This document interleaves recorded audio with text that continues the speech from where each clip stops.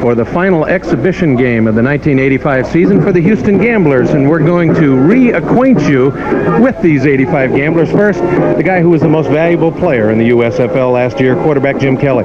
Kelly had a tremendous year last year, and we talked with him earlier in the week at Fun Stadium, and we asked him, how do you go about topping this year's performance? Well, if our receivers do what they're supposed to do, and I read the defense as well, I think we can do it. It's just a matter of them not changing one rule. That's the length of the games. They're trying to speed up the games, and there's no way that the fans can get the enjoyment of watching run and shoot if we only have the ball maybe 40, 45 times like last week in San Antonio. So what we're going to try to do is just keep the same thing going that we did last year and no mistakes and keep everybody healthy. Quarterback Jim Kelly, and his starting running back today will be Sam Harrell, who last year broke his leg and lost his job, and now he's trying to win it back from Todd Fowler. One thing that has been to the advantage of Harrell is that during his rehabilitation time, he has put on some weight and also added leg strength. Sure. You got to look at it that way. You know, you want to come back strong. You want to be like you were, before you got hurt. I knew it was going to take a lot of work during off season because I gotten so far behind. But now, we're pretty even, and things are going to work out fine.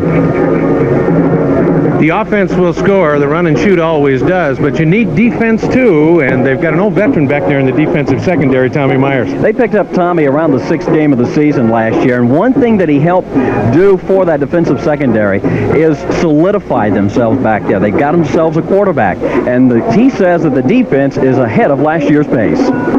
No, I think we're so much farther ahead than we were last year. I didn't get here until after 6 games or so last year, and we were kind of flopping around, and we really came together at the end of the season, and we're a pretty solid unit. And I think we started off, of course, everyone starts off the beginning of the season not that coordinated, but we're so much farther ahead than we are last year. We hope to become one of the better defensive teams in the league.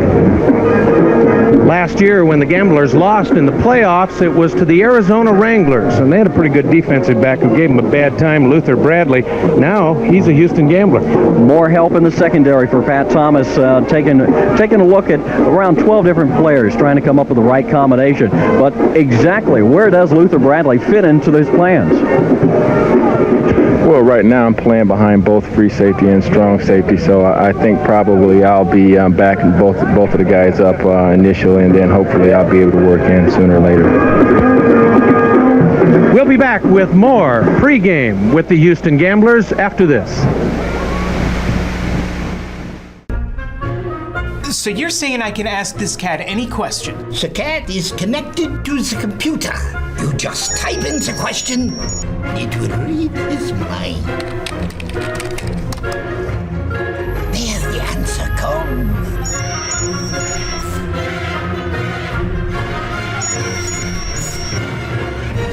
You're the man! I've been looking for this for weeks. Now, the head coach of the Gamblers, Jack Pardee, was the USFL Coach of the Year last year, but had to be disappointed he didn't get to the final game. Well, everybody was disappointed, but they came back into camp with a good attitude. They had a taste of what it felt like to win. Now they want to put everything back together again for 1985. They come into this afternoon's ball game against Birmingham, and they feel that this is going to be a true test. And a top club. It'll be a good test for us. They, of course, went one step further than we did in the playoffs last year. With Cliff Stout, quarterback, a good quarterback, an offensive line that had 2 members that were all leg. Joe Cribbs in the backfield. Smith, a receiver that's a quality receiver. So it's a good team. It'll be a good test for us before our opener. The Houston Gamblers and the Birmingham Stallions, they've never seen, they being the Stallions, never seen the run and shoot offense. What would you imagine that the Birmingham defense is going to feel like those first few series? Fear, total fear, and confusion, really, because everything that centers around them and trying to read what's going on is going to throw them into a little bit of state of confusion. But then as the game goes on, they get used to reading what and who is coming out of that backfield. It's going to be an interesting matchup, too, for the Gamblers' defense, who will see a fine quarterback in behind Cliff Stout, an outstanding running back in Joe Cribbs, who might be more effective coming out of the backfield as a pass receiver than as a runner. Now, last weekend, the Gamblers linebackers had some problems with the crossing patterns, with the backs coming out of the backfield. I mean, the Gunslingers got 197 yards coming out of the backfield on throwing. So with Joe Cribbs coming out, it's going to be could be a long afternoon for the linebackers. We'll take a break and be back with a kickoff after this.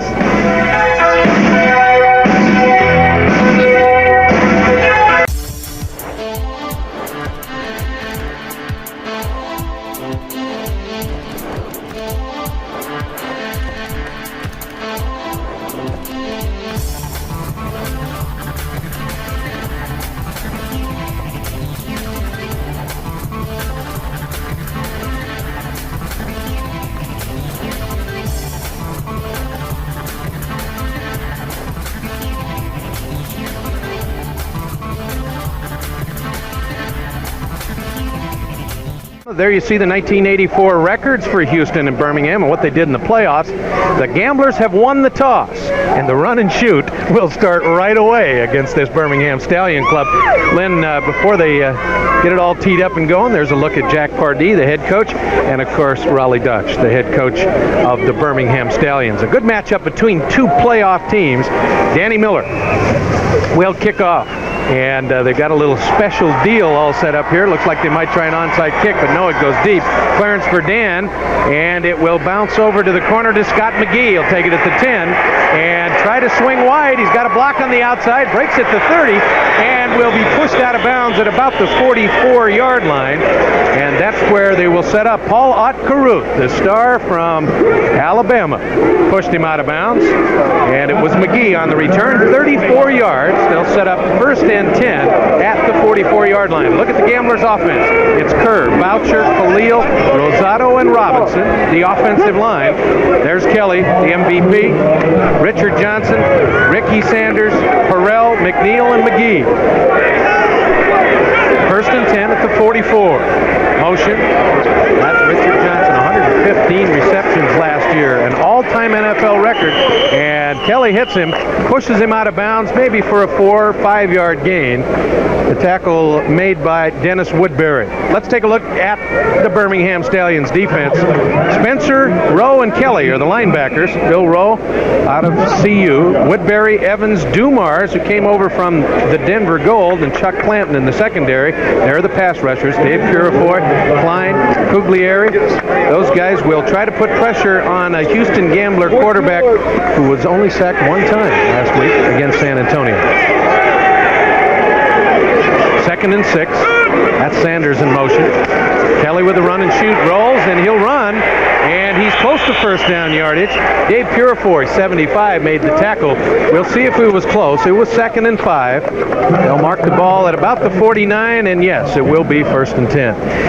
Their first look at the run and shoot. There's his last year's stats: 44 touchdowns, which set the league mark, 5,219 yards. Now, in the first couple of series, Mike, the Gamblers will run the basic routes and try and establish a weakness to where they can attack for the rest of the ball game.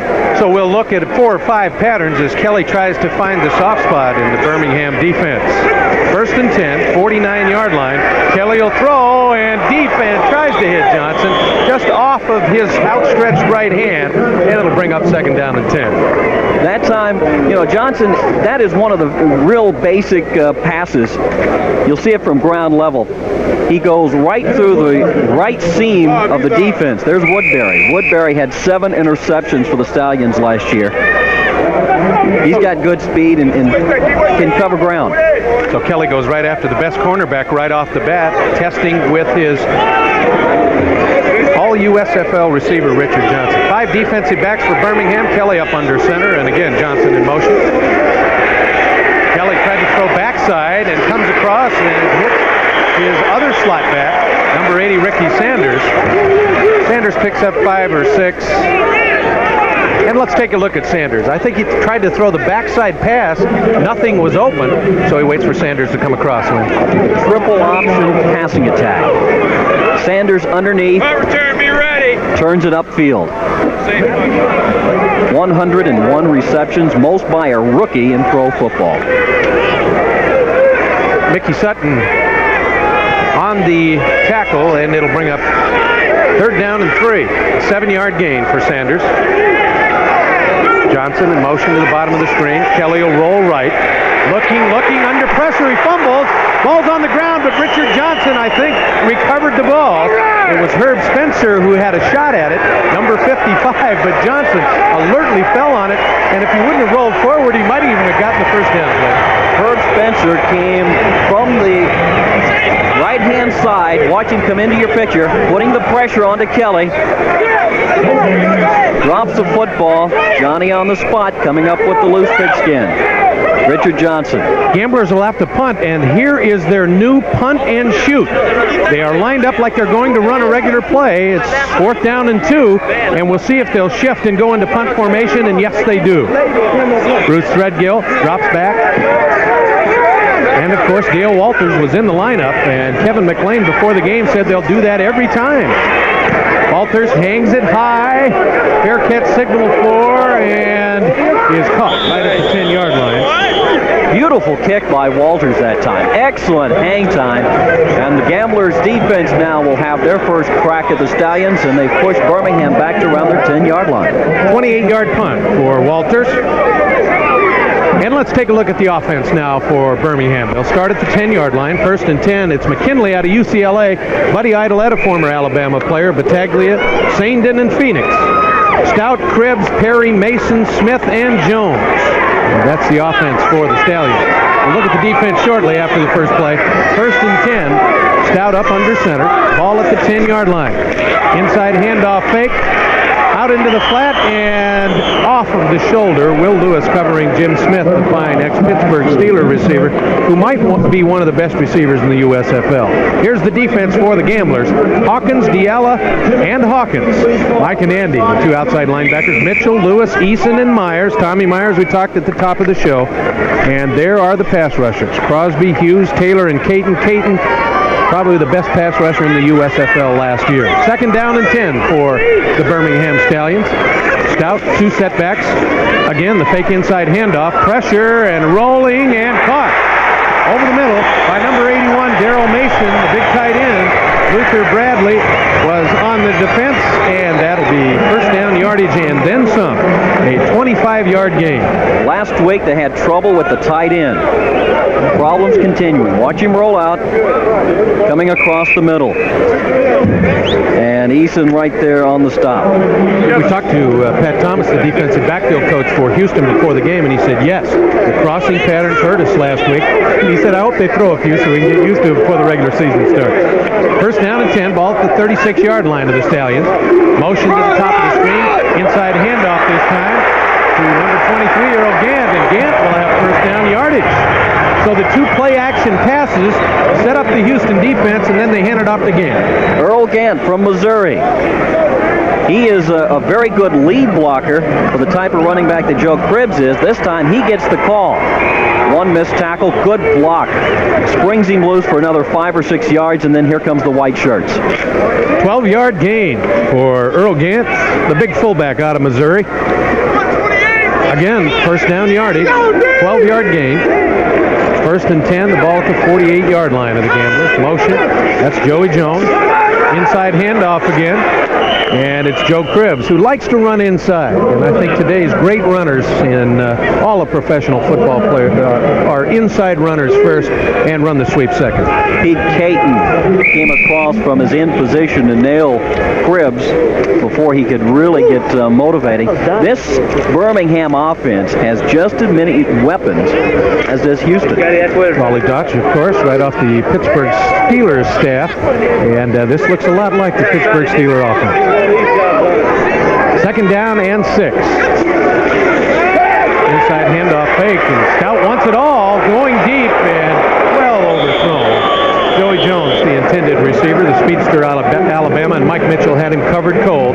Play action pass from Stout. That'll bring up 2nd down and 10. That's one thing they'd like to do, is if they can get Jones one-on-one, he's the speedster. That's when they'll air it out. once again, the Gamblers not getting into his face yet. They've got to put pressure on Stout for the rest of the afternoon.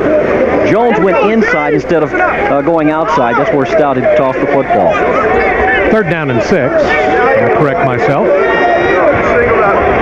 One single setback, and Stout will throw for the first down. Straight drop back. He's got time over the middle. Complete to number 86, Jim Smith, and Smith has first down yardage inside the Gambler 40-yard line.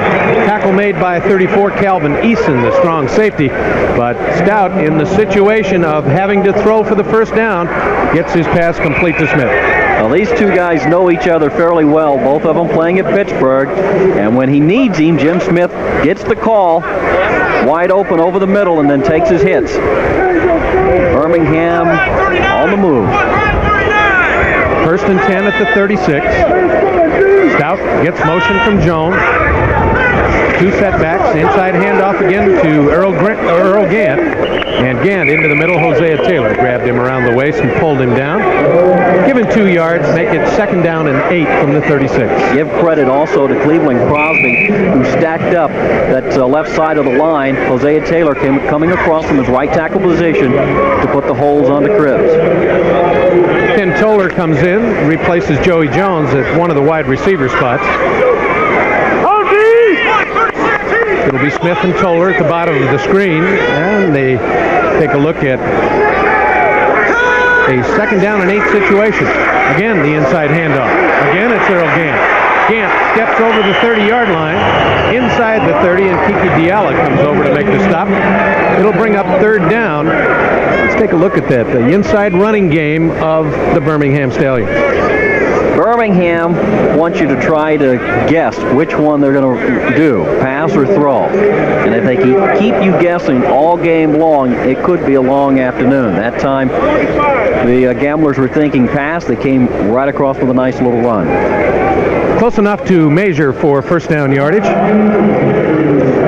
With that pass receiving core, Jones with the speed, Jimmy Smith with tremendous perception, and he's been in the league for a long, long time. And Cliff Stout. And they've got the first down yardage. Ball's marked right close to the 26-yard line. We'll call it the 26. It looks like the 27, but it's 1st and 10. And the Birmingham Stallions on their first major drive of the game. They forced the Gamblers to punt after kicking off to Houston, and now have marched all the way from their 10-yard line. Gant and Cribbs are the running backs. Stout, delayed handoff to Cribbs. Tried to go inside, popped back outside. Number 59, Andy Hawkins, said no chance, and he'll hold them to about a 1-yard gain. Hawkins stayed at home, saw the play developing,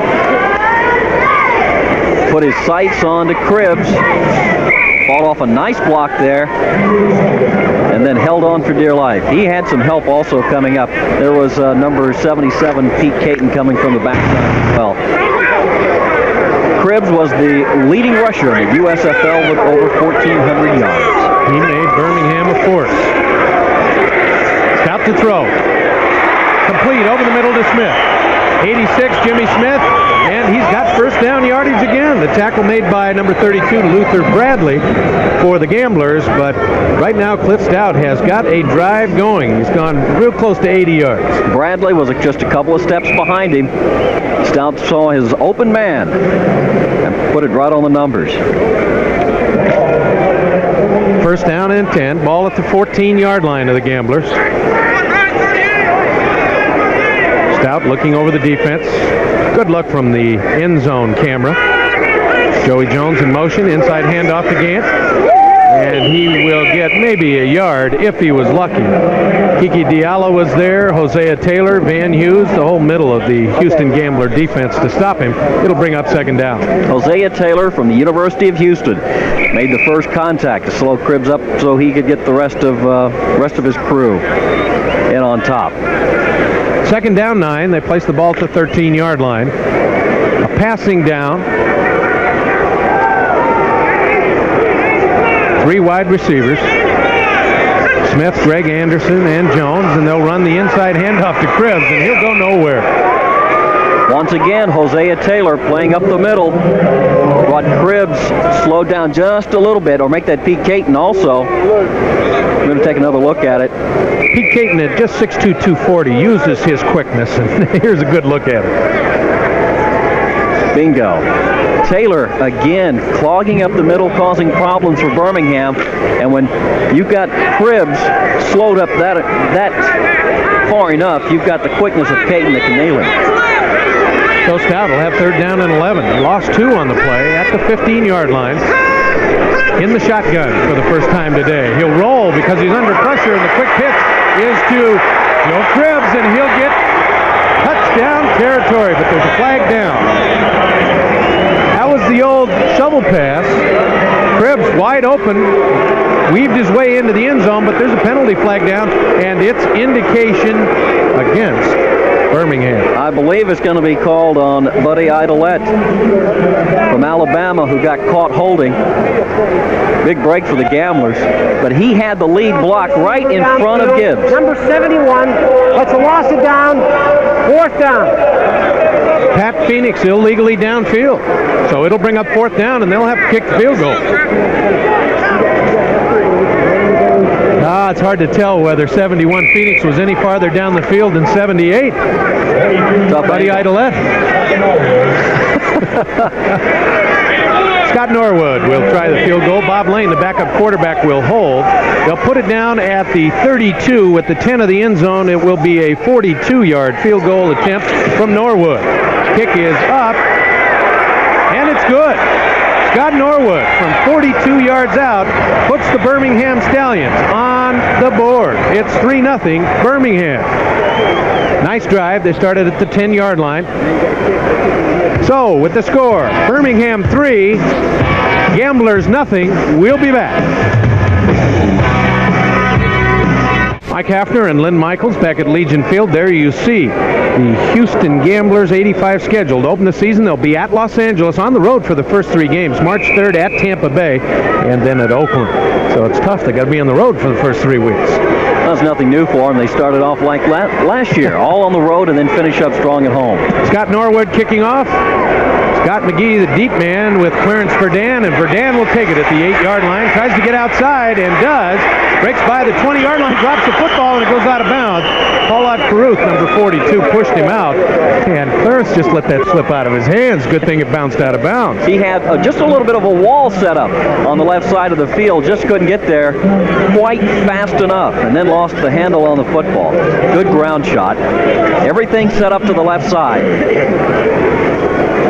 It's a little block inside, gets outside, and then loses the football. A 14-yard return for Clarence Verdun, and the Houston Gamblers will take over first and 10 at the 22. There's the scoring drive. 14 plays, 64 yards, a 42-yard field goal by Scott Norwood, and it's 3-0 Birmingham. Motion by Johnson.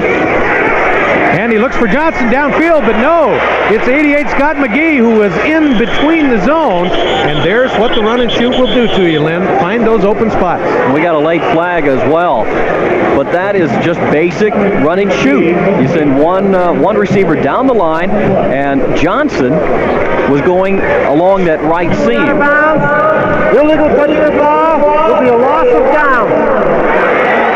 I'll explain the rule for you. If you run out of bounds on your route, come back inbounds, you are not eligible until a defensive player touches the ball, and that did not happen, and it'll be a penalty. Let's see. Well, we couldn't see if he was out of bounds or not, but it looked like he was coming back in. All right, let's see if we can get another shot of it. That's basic choices for Kelly.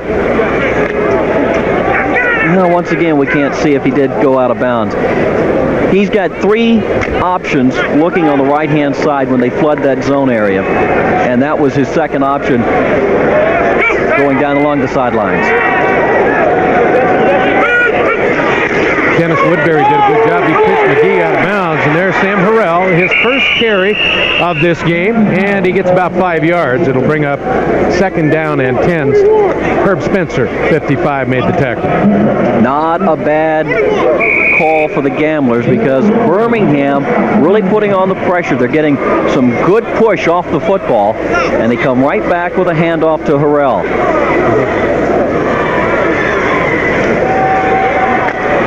couple ladies trying to keep warm. Isn't this the South, Lynn? Aren't we supposed to be warm down here? It's not bad today. 49 degrees, 39% humidity, light winds, clear skies. Good day for football.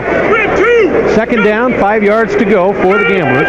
Make it 3rd and 5. Looking for first down yardage. Pass complete to Ricky Sanders. Dennis Woodbury had the coverage, and that's enough for first down yardage. Going underneath.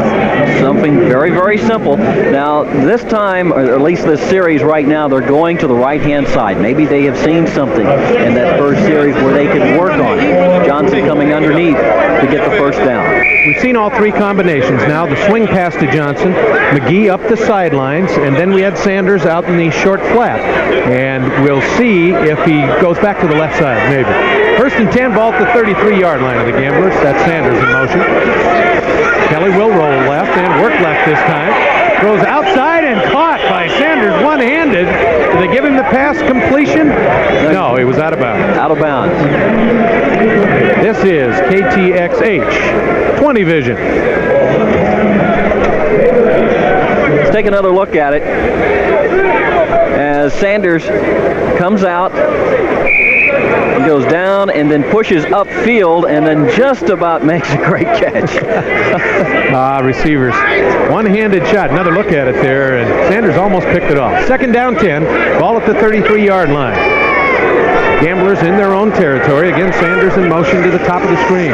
Kelly will drop straight back this time, looking for the crossing pattern, and it's complete to 22, Richard Johnson. And I said Johnson, 115 catches last year. Mickey Sutton made the tackle. Young man from Montana held on for dear life. If he didn't make the tackle, Johnson had some more yardage. He could have gotten to midfield. He was isolated on Johnson, one-on-one, coming across the middle. And then there's one thing about the Gambler receivers. They know what to do with the football after they catch it. They will push it upfield. It was Johnson's last year's stats, 115 receptions. An all-time professional record. 3rd down and 3, ball at the 40. Kelly looking for first down yardage. Wants the short, quick pass and had Johnson wide open, but threw it too high, and it'll bring up a 4th down situation.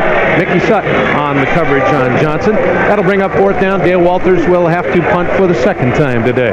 What worked once, they tried to come right back with Johnson again on Evans, and Kelly just overthrew him. There's a young man that excited this crowd at Birmingham for the Hall of Fame Bowl, Thad McFadden.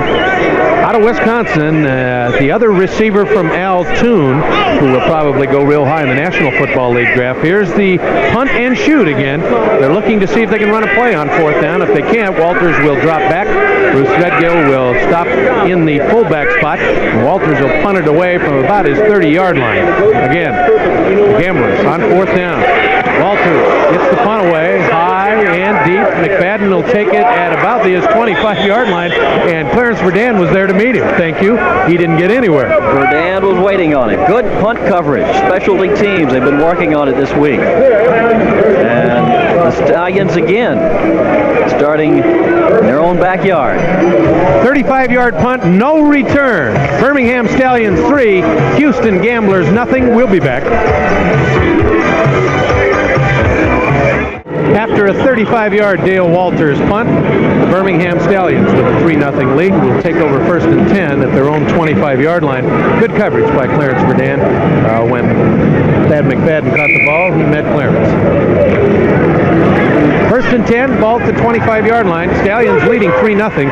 Stout, his 2nd shot. The first drive, close to 80 yards, ended in a 42-yard field goal by Scott Norwood. Motion to the top of the screen, fake the inside handoff to Gant, and thrown outside to Smith, who wide open.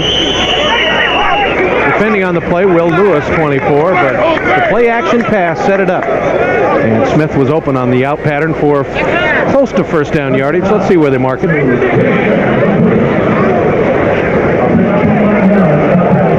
That is a typical Jim Smith pass reception.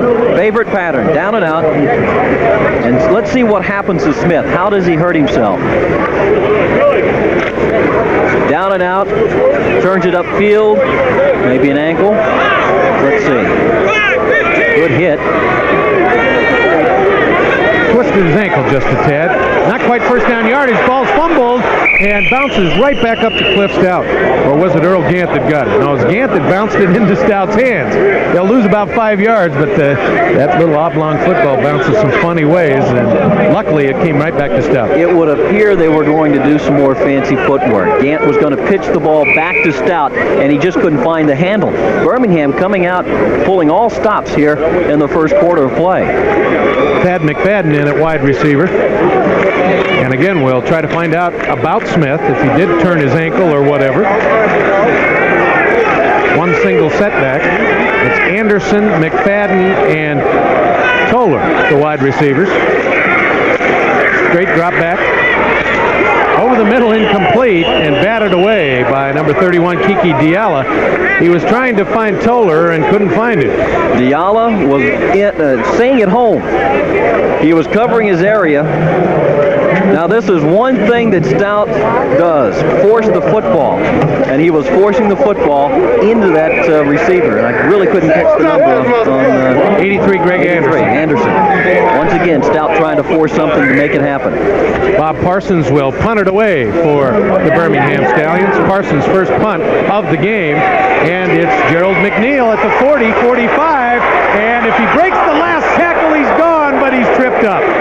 Tackled by number 57 and Doakfield. And if it wasn't for Field, McNeil was in the end zone. I hope we got a good replay coming up. There was a couple of excellent blocks setting that one up by McNeil.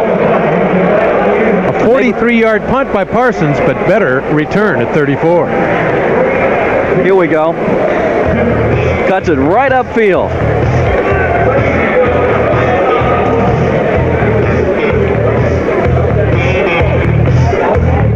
Mike Hafner and Len Michaels at Legion Field. The quarter ended with the McNeil punt return, 34-yard return, and the Gamblers take over in Stallion territory at the 39-yard line at the change of the quarter. Pressure coming on Kelly, and he's dumped.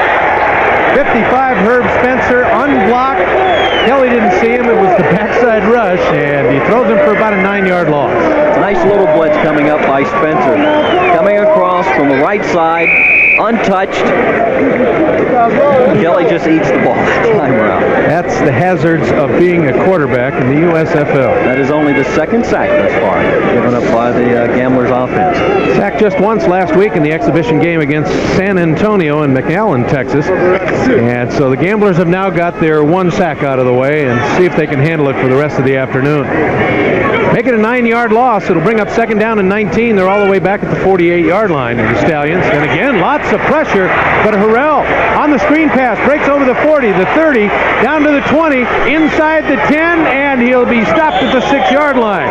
Scott Boucher with a great block, and the tackle made finally by Dennis Woodbury and by David Evans.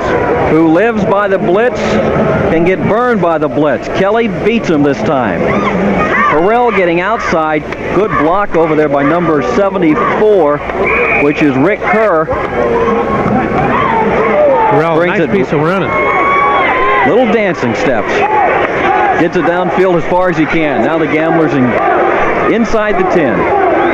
Nice to see Sam Harrell finally break a big run, and you know that broken leg is healed. First and goal at the 6. Kelly will roll right, throwing quickly, wide open is Ricky Sanders, touchdown. How quick can the run and shoot score? We just saw it. Again, just coming off basic run and shoot, all by himself, Sanders. And it looks like they've got themselves a little dance in the end zone as well. They've worked on something, a little rehearsal for the upcoming championship season. 6-yard pass from Kelly to Ricky Sanders, and just like that, the run and shoot is in the end zone. It's Houston 6, Birmingham 3. Tony Frisch on the field, and we'll see Tony out of the hold of punter Dale Walters if he can make it 7-3. La Machine last year, only missing 2 point afters, 67-69, best in the league. Down, kick is up and good, and the Gamblers with a 6-yard pass. First we got a penalty flag down. Find out who it's on. See if we give Frisch the extra point. Here comes your call. defense, 55 is offside. Penalty assist on the kickoff. Point is good. So the extra point is good. It's 7-3 in favor of Houston. Take another look at the touchdown. 6 yards to Ricky Sanders. Nobody on Sanders. Wide open. The run and shoot works. So before we get back for the kickoff, it's Houston 7, Birmingham 3. We'll be back to Legion Field after this. We're going to give you an end zone look at the touchdown again. Sanders missed coverage on the Stallions' part. Touchdown. And Frisch kicks it off, and back to the about 20-yard line. Number 88, Scott McGee made the tackle. And it was Thad McFadden bringing it back to about the 16-yard line, where the Stallions will take over, trailing 7-3 to the Houston Gamblers. It'll be 1st and 10. Now they move it up to about the 18-yard line. There's a look at the scoring drive. 3 plays, 1 the sack play, and then the long screen pass to Sam Harrell. And the Gamblers are on the board. 7-3. 1st and 10. Ball at the 16-yard line. Motion by Joey Jones. 2 inside setbacks, and Stout will go on the bootleg. Over the 20, 25, 30, 35 of the famous quarterback hook slide, and will be marked down somewhere near the 38-yard line. A straight naked bootleg, Lynn. And he had everybody fooled. Fakes into Cribbs. Goes around the left side. You see Caton after him. Taylor after him. Slides into third base. 20-yard gain for quarterback Cliff Stout on the bootleg. And Stout will do that to you. He likes to pull it down and run. One of the better running quarterbacks. They're from last year. 440 yards gained last season. 1st and 10. Ball at the 36-yard line. Running outside, Earl Gant, and Gant's having a big day already, and we're only in the 2nd quarter. 32, Luther Bradley had to come over and pull him down, but he'll get it close to 20 yards. Mike, that looked like the same play other than Gant was set up on the left-hand side. Gets the handoff. Here comes the power sweep. Well, if this doesn't remind you of the Steeler offense. Power sweep around the right side. Gets a couple of good blocks. Earl Gant so far here in the first half finding plenty of running room. Former Alabama star Buddy Idolette on the block. 22 yards and a first down at the Gambler 41-yard line. Stout trying to draw him offside with the uneven count. And it looked like Idolette, maybe Phil McKinney. Number 73 on the offense. First down. Was Phil McKinney, the old UCLA 9-year veteran. Didn't know the snap count. It'll cost his team 5 yards, bring up 2nd down and 15. McKinley getting the start when Birmingham sent Robert Woods to Memphis on a trade. There may be some more movement before the Gamblers open up next Sunday at Los Angeles. You know, McKinley right now is the only new, if you want to call him, new face in that offense for Birmingham. Everybody's back for the Stallions. Head coach Raleigh Dutch going with the team that went to the 2nd round of the playoffs last year. Inside handoff to Cribbs, looking for a hole. Tried to get a block, moved up over the 45-yard line. Andy Hawkins kind of stacked it up. And he'll get maybe 2 or 3 yards. And it'll bring up 2nd down and about 13. Jim Eddy would be proud of this play because they maintained the line of scrimmage. Forced him to keep going, out, and then he was out of room when Hawkins came up to make the tackle. Hawkins last year, 64 solo tackles with 1 sack to his credit in 1984. 3 wide receivers for Birmingham, 1 setback. Robin Earl in at tight end. Stout looking deep. Joey Jones wide open over the middle. He catches it inside the 30-yard line. Tackle made by Adrian Simpson, who moved in a corner. And that'll be another first down. Gamblers guessed right. They brought Simpson in for Mike Hawkins, thinking pass, but no pressure. Look at the time that Stout has. Right over the middle, and there's Joey. Birmingham once again on the move. Simpson brings him down. Jones out to the top of the screen. 26 catches last year, 6 touchdowns, and he is the deep threat. 1st and 10 at the 26 of the Gamblers. Inside handoff, Earl Gant again, and an extra effort spinning move. And finally, Andy Hawkins brings him down, but a nice extra effort by Earl Gant, the Missouri 5-year veteran. Mike Hawkins, Kiki Diala, making some hits but not holding on. Of course, that was one problem that plagued the Gamblers last weekend. Missed tackles. Last weekend, the Gamblers winners over the San Antonio Gunslingers. But it wasn't easy. It was tied at 21, and Kelly had to march him down to get the winning touchdown. 2nd down 3, give Gant 7 yards. Ball right at the 19-yard line. Inside handoff. Cribbs slowed up at the line of scrimmage, and Calvin Eason finally drives him down, but Kiki Diala got a hand on him, and that slowed him up enough so that Eason could move up and make the stop. Van Hughes also came up with a good stick to slow him up. Watch Cribbs. All right. Boom. That was Hughes, then Eason. And you saw Diallo right at the top of the screen slow him down, and that helped the defense to get up and stop Cribbs. And he can run inside against anybody. That brings up 3rd down and 2. Double tight end situation. Jim Brown in for blocking purposes. That was Robin Earl in motion, and an outside move by Cribbs, and he's inside the 10-yard line. And that's what the quick back will do to you. You stack it up inside to try and stop the 1st down run, and he pops outside and gets a big gain. Luther Bradley came up for the stop. Watch Kiki Diala. Makes his move. He's got Cribbs in his sight, and then Cribbs makes a little move back to the inside. Protects the football coming down. Bradley's right on top of him. Here's another look at it. At the line of scrimmage, slips away from a couple of more people. Stallions once again knocking on the door. 1st and goal at the 7 for the Stallions. They trail 7-3 to the Gamblers. That's Earl in motion again. Take the inside handoff, looking for the crossing pattern to the tight end, but he's covered, and Stout has to throw it away. Oh, and a penalty flag comes down late. Darrell Mason, the intended receiver, never had a shot at the football. Diala had him covered. Stout threw it in the only spot where it wouldn't be intercepted, and the penalty flag comes down. Pat Thomas, the defensive back coach, would be very proud of his secondary because they had everybody covered. Excellent coverage that time round. Just didn't get a break.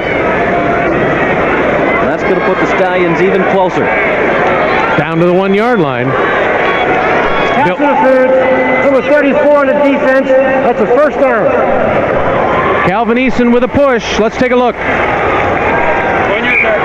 Rolling out to the right side, looks into that zone, and we didn't get the chance to see the push. But Diala, every time you sort of bring those hands up, you're guilty.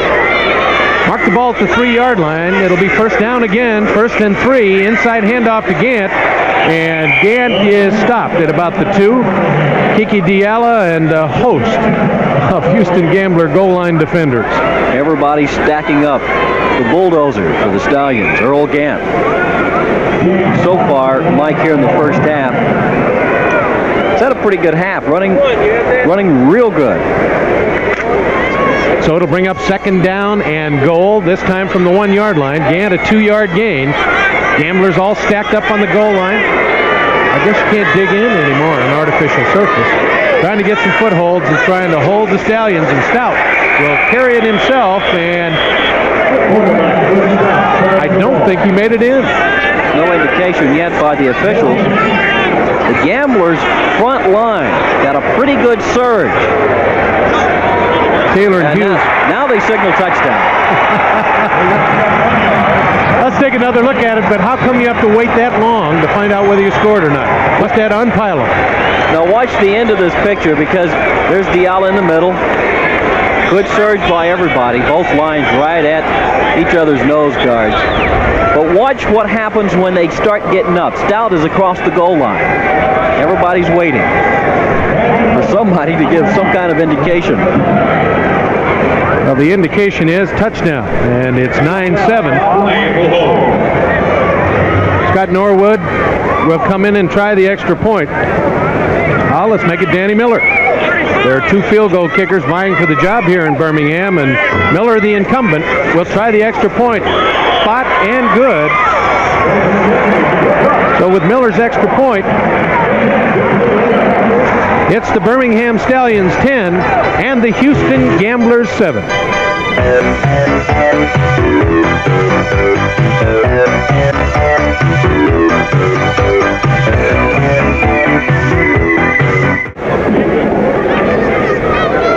There's the scoring drive, 9 plays, 82 yards, 10-7 in favor of the Birmingham Stallions. Danny Miller will kick it off, and deep to number 34, Calvin Eason. Eason breaks up the middle. He's at the 35, and that's where he'll stay. So Eason brings it back to the 35-yard line, and the Gamblers will take over first down and 10. 2 good blocks by Todd Fowler and Scott McGee. With the score, the Birmingham Stallions 10, the Houston Gamblers 7. It'll be first and 10 for the Gamblers. The ball at the 35-yard line. Let's take a break. We'll be right back. Mike Hafner and Lynn Michaels at Legion Field. First down, Birmingham 10. A couple of long drives helped that. And the total yards, Birmingham 162 to Houston's 84. And the Stallions lead this one 10-7. The Gamblers take over first down and 10 at their own 35-yard line. 6:42 and counting in this, the second quarter. Todd Dillon at quarterback. And is it picked off? No. Oh, and there'll be an argument on that one. The ball intended for Mark Rouse, and it slipped off his finger, was picked off by Woodbury, he thinks, but the officials say no. It'll bring up second and 10. The quarterback, Todd Dillon. Let's take a look at whether or not he trapped it on the turf. A little wobbly pass thrown behind the receiver, and it hit the turf. Good call there, guy in the striped shirts. Brings up second down and 10. Dillon taking over for the most valuable player in the USFL, Jim Kelly. There's Dillon's stats from last year. Second down 10 after the incompletion. Inside handoff. Todd Fowler now in for Sam Harrell, and Fowler will bust over the 40-yard line. The tackle made by number 97, Doug Smith. And all you Houston fans will remember that name. Doug Smith out of Auburn, the second-round draft choice of the Houston Oilers, and decided to stay home and sign with the Birmingham Stallions. Not a bad call. Once again, Purifoy and Reese coming on very strong on the rush. And that'll help slow them down just a little bit if they have to keep conscious of the run. McNeil, Corville, Rouse, Todd Dillon at quarterback. Inside handoff again to the big man, Fowler, and Fowler's down inside Birmingham territory. Mark him down at about the 44. The tackle made by the free safety, Chuck Clanton, and I can imagine Clanton's eyes, seeing Big Fowler running at him. Let's look at it down low. Watch the blocking. Great block by Rosado, who pulled to open up that hole. A little headhunting there. Brings Todd down. Hey, you don't want to get down around his legs. He'll run right over you. First down yardage, an 16-yard gain for Todd Fowler. Dillon running the run and shoot. Outside and overshoots his intended receiver, number 89, Clarence Verdun. Verdun was open. He had gone underneath the zone coverage, but Dillon couldn't find the right length or height on that pass.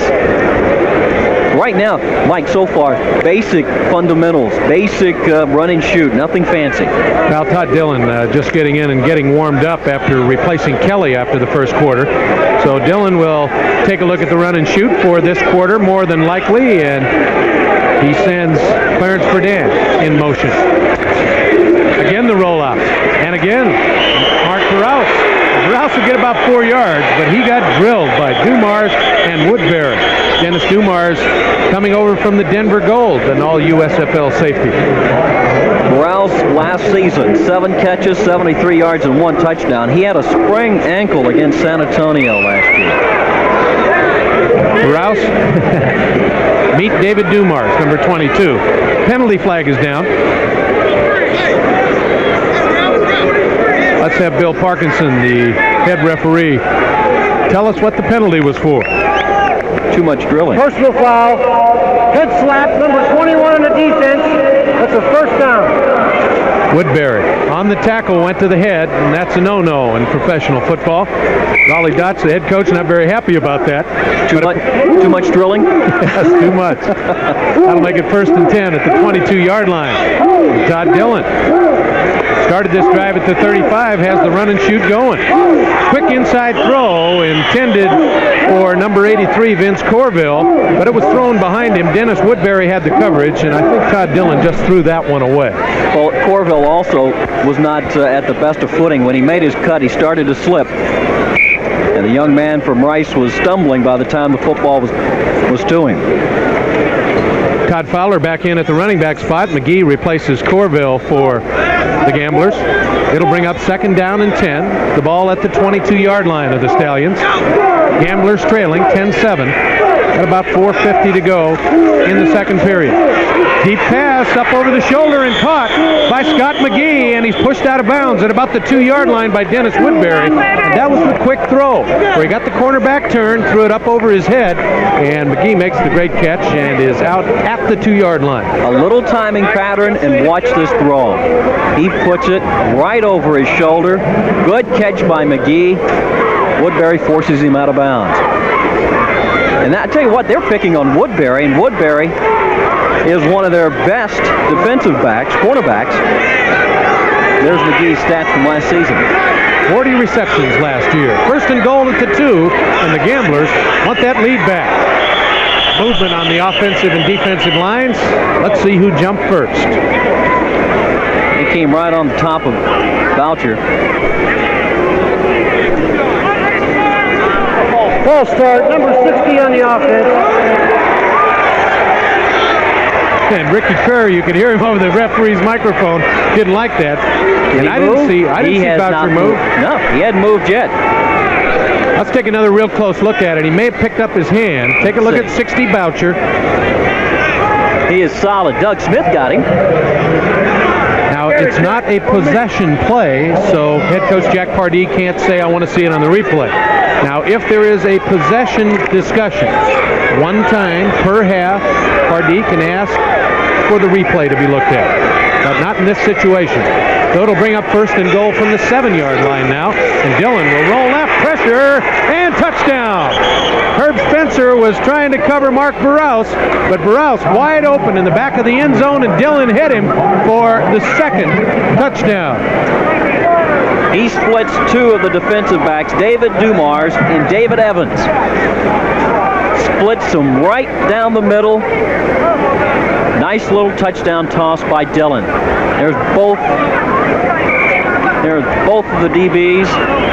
Look at the pressure coming in from Spencer. And Dillon takes some punishment. Doesn't get a chance to see his touchdown. The Gamblers go right back on top. Time for La Machine now. Tony Frisch for the extra point out of punter Dale Walters' hold. He'll try to make it 14-10, and there's movement on both sides of the line of scrimmage again. And Tony didn't get the kick it this time, so we'll have to find out who the penalty's on and try it again. Joe Parkinson will tell us who moved. Illegal procedure, number 98 on the defense. The penalty will be assessed on the kickoff. Let's take a look at it now. Is this a get even for the last time when nobody moved? In the middle. Tell you what, it looked like the Gamblers moved that time. So the ball's on the 3-yard line again. There'll be no penalty here. It will be assessed on the kickoff, and Tony Frisch will get the spot at the 10-yard line and try to make it Gamblers 14, Birmingham 10. The one that took the punishment was the center, Carl Allen. Don't they always? Walters with the snap count, puts it down. Frisch, kick is up and good. And the Gamblers have jumped back into the league. We've gone back and forth. With 4:41 to go before halftime, it's the Houston Gamblers 14 and the Birmingham Stallions 10. 8 plays, 65 yards under the direction of Todd Dillon, a 7-yard pass to Mark Barrouse, and the Gamblers have jumped back to a 14-10 lead over Birmingham. There you see the ball down. Walters will kick it off, and deep, Sutton and McFadden. And it'll be McFadden 3 yards deep in the end zone. Thad McFadden, the rookie out of Wisconsin, breaks over the 20, breaks the tackle, and is brought down at about the 28-yard line. The tackle made by 39, Dennis Vaughn. Vaughn was the last thing in between him and the goal line, got his feet, and stopped McFadden. Birmingham fell in love with him at the Hall of Fame Bowl. And Birmingham, the Stallions, decided, well, let's go ahead and keep him. Let's bring him in. He is a game threat. 31-yard return of the kickoff. And again, the Stallions down by 4 points.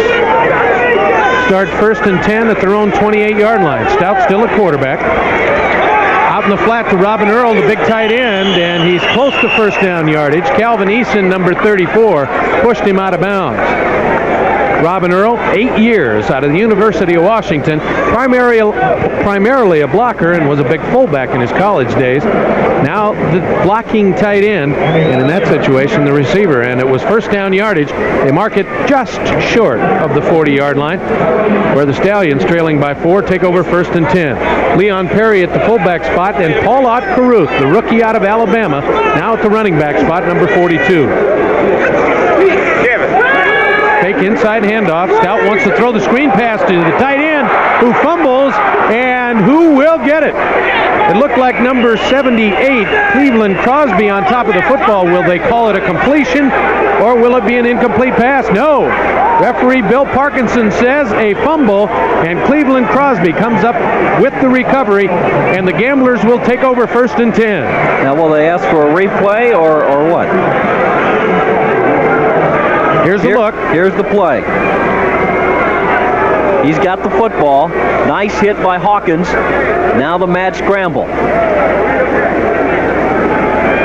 And it's Crosby, 78, who comes up with the recovery. Up.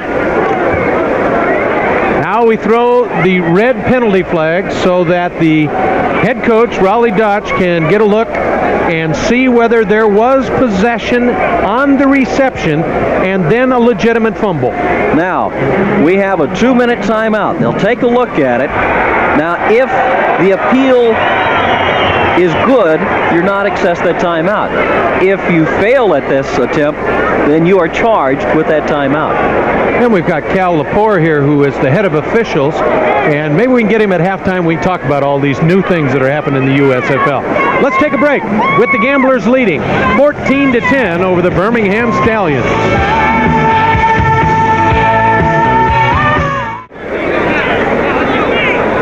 They've taken a look at the replay and ruled in favor of the Gamblers. Watch the play yourself, and they say these gentlemen aren't really on top of the game, and 9 times out of 10 they make the correct call. They looked at Jeff Montoni's replay. They said it was a completion and a fumble, and Todd Dillon will take his Gamblers toward the end zone. Open. He's got him wide open in the end zone, and it's dropped. Intended for 89, Clarence Verdun. He had it on his shoulder pad, and it slipped off, and that was almost 6 on the first play of the turnover, Lynn. In the middle of the end zone, Gerald McNeil was jumping up and down, waving his arms. He was wide open as well. Dillon straight back, no pressure on him. Excellent blocking by the offensive line. Into the end zone. And Verdun just couldn't hold on to the pigskin. One note, that offensive line has really, at least for Dillon, and these last 2 series, there's his stats today, has done an excellent job of giving Dillon enough time to throw the football. Dillon up under center, 2nd down 10, ball at the 24 after the turnover. Dillon looking over the middle and batted away and up in the air, and it was number 56, Ken Kelly, who batted it away. It was intended for Mark Barrouse, and it'll bring up 3rd down. Take another look at it. Dillon looking to his primary receiver, throws it over the middle, good defense. Kelly tipping the ball up. Verdun was in the area trying to get the rebound. Just couldn't come up with it. So it'll bring up 3rd down and 10. The ball at the 24-yard line, exactly where they got the turnover after the attempted screen pass and then fumble, recovered by Cleveland Crosby. 3rd and 10 for Todd Dillon. Sam Harrell back in at the running back spot. Dillon will throw again. Looking over the middle. Open is McNeil, but 24, Chuck Clanton was also there, and there are penalty flags all over the field. Dillon again with time to throw, and it looked like, at least on this pass, he forced it into McNeil again coming over the middle. And it looks like, at least the way the Gamblers are clapping their hands, it will go against Birmingham. Bill Parkinson, the head referee, will give us the call. But in that situation, Dillon, looking into his own defense, should not have thrown it there because Chuck Clanton was standing right there waiting for it. Here's an end zone shot for you. Look at the time. One look. He's only looking for that primary receiver, and there's too many red jerseys around. Personal foul, number 56, unnecessary roughness. It's a 1st down. Don Reese, the former Miami Dolphin, the former Tampa Bay Buccaneer, the former San Diego Charger, a little bit of... Nice shot. McNeil ran right into the zone defense, and Clanton was standing right there waiting for him. But it brings up a 1st down after the unnecessary roughness penalty. Ball at the 12-yard line. Dillon, the inside handoff to Todd Fowler. Todd Fowler over the 10-yard line. Big Doug Smith, number 97, makes the tackle. Give him about 4 yards. It'll bring up 2nd down and 6. Once again, the timing of the call for the rushing play, just about ideal. Fowler, very hard to bring down. As he's just going on 2nd and 3rd effort, clawing for every yard he could get. Dillon, the quarterback, taking over for Kelly in the 2nd quarter. 2nd down and 5, give Fowler 5 yards. That's a 220-pounder into a 300-pounder. Dillon throwing quickly and had 82 Burrouse wide open. Doak Field on the coverage, but it was thrown just a little bit too high, even though Burrouse was wide open. Take a look at who comes into your picture. Woodbury. They've been picking on him most of the afternoon, beginning to read a little bit better on what's happening. There's Woodbury coming into your picture. And a little pressure by the blitzing middle linebacker, Doak Field, and I think it forced Dillon to throw the ball too quickly, even though he had Burrouse wide open. That'll bring up 2nd down, 3rd down and 5. Ball at the 7-yard line. They started this 1st down series at the 12, so they can get a 1st down at the 2. 3rd and 5. Motion by Burdan. The pitch to Fowler. He's got to get outside for that 1st down yardage, and he won't. Stop made outside by 55 Herb Spencer. The man that was chasing him was a former gambler, Mike St. Clair. St. Clair grabbed him by the jersey. St. Clair traded for Rob Taylor. Taylor is here with the Gamblers. He met them as the plane landed. And, of course, St. Clair was trying to make it as a defensive pass rusher for the Gamblers, and those two traded straight across. Sinclair, the 10-year veteran of the National Football League Wars. So it'll bring up field goal time and the 2-minute warning. So we'll have to take a break before Tony gets to try the field goal. 2 minutes to go before halftime. It's the Houston Gamblers 14 and the Birmingham Stallions 10. Mike Hafner, Lynn Michaels, Legion Field, Birmingham, Alabama, where the Houston Gamblers have a 14-10 lead over the Birmingham Stallions. And La Machine, as you call him, Lynn, is going to try and make it 17-10. Tony Fritz last season between the 20 and 29-yard line for his field goal attempts. Perfect, 8 for 8. And on the season, he was 21 of 26. Ball spotted right at the 15 with the 10 in the end zone. It'll be a 25-yarder. Kick is up and good. And the Houston Gamblers stretch their lead over the Birmingham Stallions. 14-10, now 17-10. We'll be back.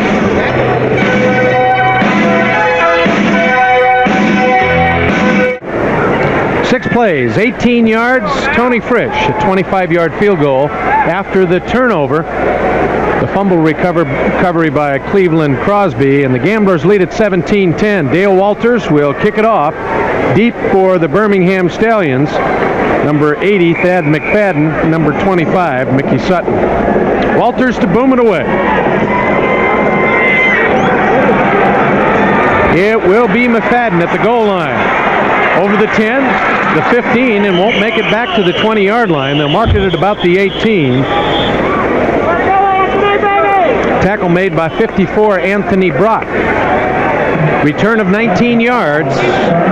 Counted at 1 yard deep in the end zone, so the Stallions will take over 1st and 10 at their own 18-yard line, trailing the Houston Gamblers 17-10. We've got 1:50 to go before halftime. Better coverage downfield for the specialty teams on the kickoff return for the Gamblers that time round. Still Cliff Stout at quarterback. 3 wide receivers. Jones, Toller, and Greg Anderson. Outside, complete to Anderson, number 83. He'll get 8 yards. Tackle made and pushed out of bounds. Mike Mitchell, 83, Greg Anderson. And the 2-minute drill is on, and Stout can run it. Stout looked to his right first, then threw back to his left and found Anderson. 5 defensive backs for the Houston Gamblers. Mitchell, Eason, Lewis, Simpson, and Bradley, all in. 3 wide receivers. And Paul Ott-Caruth is the lone setback. Joey Jones over the middle, up over the 45-yard line. And again, they beat Mike Mitchell. Once again, not much pressure being put on Cliff Stout. 23-yard gain, and Stout won't call the timeout here. It's the hurry-up offense. With the first down, the clock will stop, and now it starts. 1st and 10 at the 47-yard line. Stout, they got him around the leg. Hosea Taylor, and in the grass, and he is down. Well, that time Taylor beat his man and got Cliff Stout in his grasp, just wrapped his arms around his leg, even though Stout wasn't going to go down. Stout did throw the ball away, but it was the correct call by Bill Parkinson. He was in the grass, stopped the clock at the 1:26 mark. First sack of the afternoon for the Houston Gamblers. They were 2nd in the league overall last season with 63. There's Stout, 9 of 12 for 110 yards. And he's in the 2-minute offense. Looking deep, under pressure. Crosby had a hand on him, throws, and batted away by Calvin Eason. Number 34, ball intended for Joey Jones. Finally, some good pressure being exerted by the front line of the Houston Gamblers. That's Pat Phoenix, number 71, that's down. Let's take another look at the throw. Watch the pressure from the front 4. This season, the Gamblers moving out of the 3-4 and moving into the 4-3. Good right side pressure. Throws the ball. Good coverage underneath by Calvin Eason. And that's Pat Phoenix, 71, the starting right tackle for the Stallions, that's down. On that replay, you might have seen him get clipped right in the back of the legs and pulled him back down. Usually that means ankle or knee, and we'll keep you posted. Pat Phoenix injured on the field. 1:03 to go before halftime. The Gamblers lead 17-10. Let's take another look and see if we can tell where Pat Phoenix got hurt. Here comes the play, and then here comes the pressure right behind him. There goes Phoenix at the top of your screen. That was Kiki Diala falling backwards as he was pushed into Phoenix. So Pat Phoenix is down. His right guard partner, Pat Saindon, looking over, number 74. Let's take a break here while they tend to Pat Phoenix. We'll be back.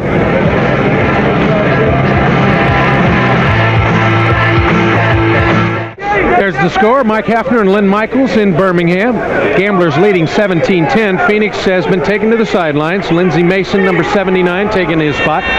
It's 3rd down and 20 at the 38-yard line.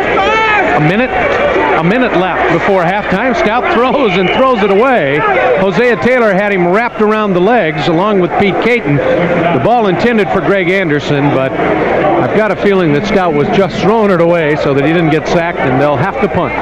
One thing the Gamblers proved on this series, that when they know that you are forced to throw the football, they will lay their ears back and bring on the rush. Gerald McNeil deep for the Gamblers. Bob Parsons will punt it away at the 30-yard line. It's a low line driving punt. McNeil has it. 35, 40, 45, and out of bounds. And the Gamblers will have 47 seconds left before the half to try and get more points on the board. The quickness of Gerald McNeil getting outside. Of course, the low line drive kick helps him. Takes full advantage of it. Steps off to the left side, picks up some good yardage. And once again, the specialty teams, which really didn't play that well last week, helped setting up the offense here. Good field position for the Gamblers. 31-yard Parsons kick, a 16-yard return by Gerald McNeil, and Dillon will have 47 seconds before the half to see if he can get into field goal range at least. Penalty flag down. Pass over the middle intended for Clarence Verdun. David Dumars on the coverage, and it'll bring up second down and 10, but let's see what the penalty flag's for. It's going to be a legal motion against the Gamblers. Be interesting to see whether or not they'll take the play or push him back 5 yards. 2-minute drill. Illegal motion. 13 on the offense. Penalties decline. Second down.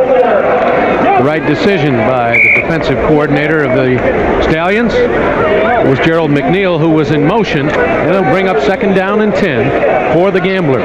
41 seconds to go before halftime, and the Gamblers leading 17-10. Burrell, the lone setback. Verdun in motion.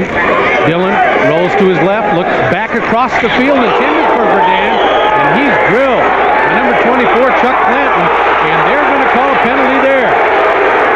Clanton just clamped on Verdun. What a vicious blow. Coming up from the blind side. I know what Raleigh Dotch is saying. The ball couldn't be caught, so you can't say anything about pass interference, but they call personal foul for intentionally drilling it. Let's take another look at it. Isolation on Verdun. In motion. One move comes over the middle. Ball thrown above his head, and then boom. Personal foul. A blow to the head. Defense, first down. Let's look at it again. Chuck Clanton, 2-year vet from Auburn. Ball couldn't be caught, and then right there on the right-hand side of your screen. Verdun bounced right back up. Of course, getting congratulations from his teammates on a nice hit. Through the penalty, too. Back to action, first and 10 at the 39 after the penalty, intended for Gerald McNeil out in the flat. David Evans on the coverage, along with Ken Kelly, thrown way over McNeil's head. It'll bring up second down and 10 at the 39. 29 seconds to go before the half. Dillon just hummed that football, almost like a Nolan Ryan fastball. Ball sailing on him, too tall for little McNeil. Of course, if he had 3 or 4 more inches, might have been a little closer, but still over his head. There are no tall receivers on the Houston Gamblers. Second down 10, ball at the 39-yard line. 29 seconds and counting before halftime.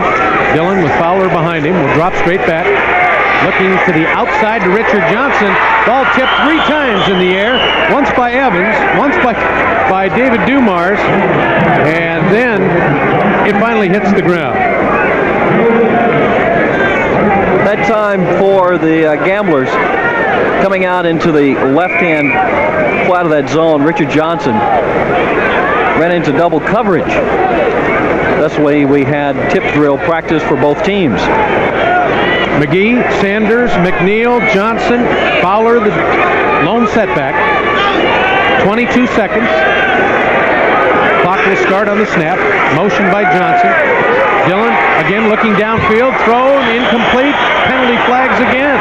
In the offensive backfield, Herb Spencer tipped the ball away. It was intended for number 83, Vince Morville.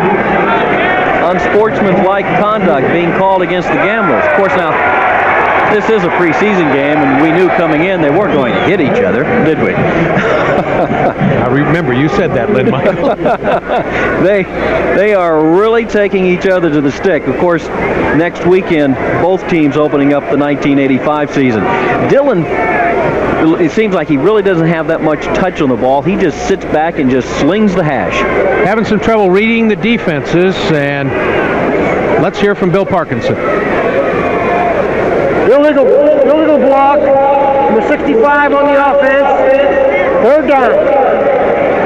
In that situation, you can't block below the waist outside the confines of the offensive line. And they caught Dan Rosado, the offensive right guard of the Gamblers, and it'll take them back to Birmingham territory, back to the Gamblers territory, to the 46-yard line, where it'll bring up third down and 20, and we're just 15 seconds away from halftime. Dillon with Sanders in motion. Handoff to Fowler up the middle. Fowler busts into Birmingham territory and will get down to about the 36-yard line. Clock counting 6 and holds at 6. And we'll see if Houston, after they call the timeout, will try the long field goal. It'll be well over 50 yards. 6 seconds to go in the half. And the Gamblers have called timeout, and on the sidelines, I would imagine, Jack Pardee discussing it with Tony Fritsch, saying, can you make it from that far? At Rice Stadium earlier this week, due to the wet weather, they were at Rice Stadium practicing, and Tony Fritsch was popping them from 45 yards out. Tony Fritsch is on, and they will try the long field goal. Now, at certain kicks, Fritsch was over 55 yards. Get your 1985 Gamblers season tickets right now at 1984 prices. Call for the best seat selection, 661-8301. It'll be a 53-yard attempt. Dale Walters will hold Tony Fritsch from 53 yards away. He gets all of it. Oh, and it's blocked. Straight up in the air. And taken by David Dumars, and Dumars got some running room. He gets a block. He's at the 45 to 50 and knocked out of bounds, and that'll be the end of the half. Tackle made by Scott Boucher, number 60, as Tony Fritsch tried a 54-yard field goal that was blocked. David Dumars picked it out of the air and ran it back until he was pushed out of bounds. So little Tony didn't have enough. It's halftime at Legion Field in Birmingham, Alabama. As we go to the half, the Gamblers lead the Birmingham Stallions 17 to 10.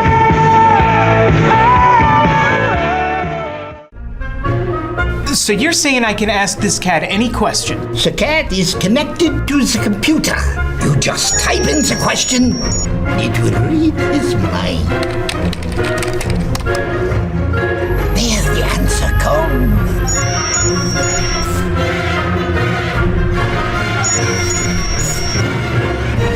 You're the man! I've been looking for this for weeks.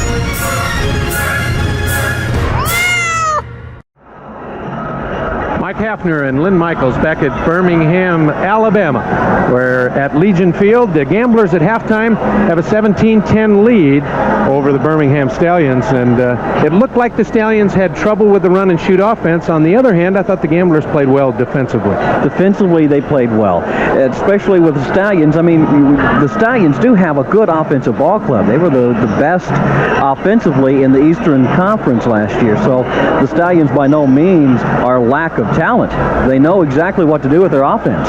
Jim Kelly played the first quarter, Todd Dillon the second quarter. Both were fairly productive, although the defense got the big turnover for Dillon, and it looked like Kelly had to do it all himself, and he did. Well, Kelly came out vintage Kelly. He really ran the run and shoot well, ran the triple option passing attack. It read it well. That's one thing he had said that he really wanted to improve on, was reading the defenses. Dillon, I thought, was just overthrowing the football a little bit. He was forcing it basically like Cliff Stout did in the second quarter. And again, I'll remind the fans that this is the final exhibition game of the season. The real stuff goes doesn't start till next week when they go out to Los Angeles to play the Express. And I really think the Gamblers are ready for the regular season. When they had all the first-team people in there, they played it fairly well. I was impressed with the offensive line. Bob Young has done a tremendous job improving that offensive line. Good off-season program. Sacked one time for Kelly. Other than that, they were giving him good protection. Even Dillon. Dillon was not being forced out of the pocket. He had plenty of time to throw the football. I like the way the receivers are playing. They look like they're catching the ball well. They're running good routes. You pointed out during the second half, Dillon had a little trouble reading whether it was zone or man-to-man defense. But I was even impressed with Dillon, and all of the receivers have played well. Basically, they have to play well. I mean, everybody is fighting for a job on that team. They've got 11 receivers. They've got to cut down at least one more, and they know that's going to be a tough choice. They're going to carry 2 on the developmental squad and then 8 on the squad during the regular season. And the running game was fairly effective. Todd Fowler got some big booming runs, and of course the screen pass that set up the first touchdown for the Gamblers was vintage Sam Harrell. Well, the key for the running game is the surprise when they're going to run the football. And each time so far this afternoon, when they've picked their chance to run the football, open yardage.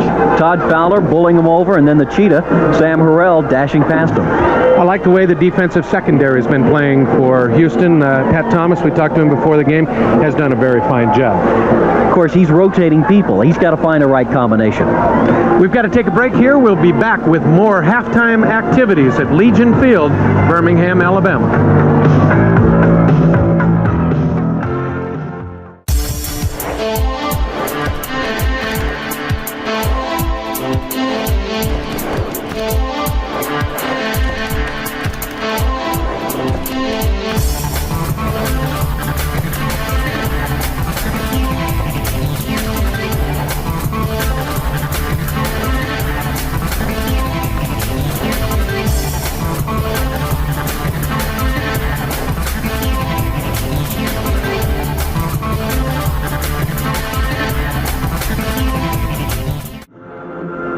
Mike Hafner and Lynn Michaels back at Birmingham and at Legion Field, and let's take a look at a couple of the highlights. We got the 2 touchdown passes for Houston and the 1-yard rushing play for Birmingham. The first touchdown, Lynn. Kelly gets over to Sanders all alone, missed coverage by the Stallions. Nobody was around him, and the Gamblers take the lead at that point, 7-3. One of the 3 options for Jim Kelly, and he read it well. Here's the Birmingham touchdown. The Stallions coming off the football very well. Question whether or not he got in. They had to unstack everybody, and there was Stout across the goal line. And the second touchdown pass, this time it's Todd Dillon at quarterback, and he'll find Mark Barrows. Barrows makes a great catch. There's the Z-ball in between 2 Stallion defenders. So it's 17-10 at halftime. The Gamblers leading, and we're going to have a special guest that you're going to interview, Cal Lepore, the head of officials for the USFL. And with the 17-10 lead, we've already gotten a look at the 1 television replay that you can have per half, and so you might talk to Cal about that. And also for the fans, we've mentioned it a couple times, but the clock on an incompletion dead ball situation now starts to run when the referee starts the 30-second clock. So the players now are hoping that the game will go a little more quickly, and I'm sure television likes it a whole bunch. So you'll get to talk to Cal Lepore.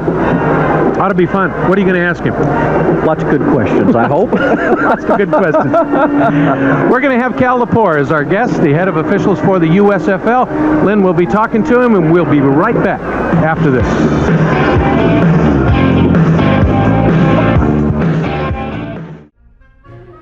So you're saying I can ask this cat any question? The cat is connected to the computer. You just type in the question, it will read his mind. There the answer comes.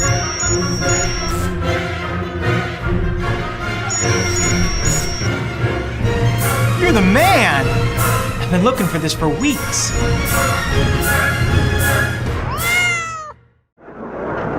We're back at halftime. The Gamblers leading by 7, 17-10 over the Birmingham Stallions. And with us here at halftime is the supervisor of the USFL officials, Cal Lepore. And Cal, at least the first replay that we used in the first half stood up for the officials. It was a very easy call. First shot I had at it, he definitely had possession of the ball. It was a completed pass. Contact occurred, and he fumbled the ball, and naturally Houston recovered. The play was legal as ruled on originally. What about the use of the replays? It's just in the testing stage right now, and a decision will be coming, I guess, in another week. Well, we don't know about another week or not, but it just is in the testing stage. That is correct. Naturally, all we're concerned with is anything as far as the betterment of the game is concerned. We say, hey, let's try something out, whether it be instant replay or a rule change. As long as the game itself is involved and make it a little better than it is, that's what we're interested in. Why don't you go ahead and explain to the fans once again when the coaches can use the replay? The way it's set up now, of course, we have a lot of rough edges to it and a lot of loose ends to take and correct. The way it is now, each coach, each head coach has one challenge or appeal per half or overtime. If there are a play to come up, whether it be a fumble or no fumble, pass be complete, incomplete, or intercepted. And if in the event we were to have the TV camera definitely set on the goal line, we're not talking about coming from a different angle, definitely set on the goal line, we had a penetration play where they could appeal that. He did score, he did not score. And that would be it. They have to make their appeal or challenge prior to the next snap or free kick. If in the event the coach is correct in saying, hey, we felt that the play was ruled on incorrectly, and it turns out that it was ruled incorrectly, the challenge goes, and then it ends right there. He doesn't get another one, and we will correct the play for what it should be. If not, he'll be charged with a team timeout, and we take it on right from there. And we might make add that only for televised ball game. Yeah, the way it is now, only games are being televised. Will this be installed or instituted? All right, Cal, thanks for being with us. We'll be back. We'll take a break now. Our halftime score, it's Houston 17, Birmingham 10.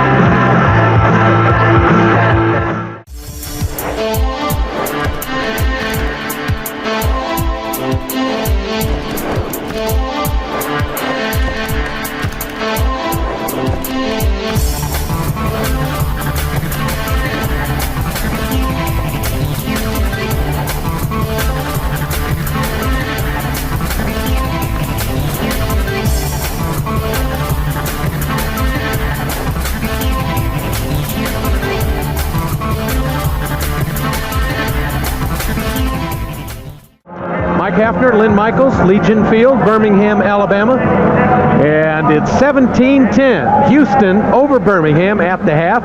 Run down the scoring for you. The Stallions open it up with a 42-yard field goal at 3:38 of the first quarter by Scott Norwood, and Birmingham led 3-0. In the second quarter, the first time that the Gamblers got on the board, Ricky Sanders, a 6-yard pass from their fine, most valuable player at quarterback, Jim Kelly, and that was at 13:21. Then the Birmingham Stallions came back, a 1-yard Cliff Stout run at 7:05 of the second period. The extra point was good, and Birmingham led 9-7. Then Mark Barus, a 7-yard pass from Todd Dillon, and Frisch's extra point made it the Gamblers 14 and Birmingham 10.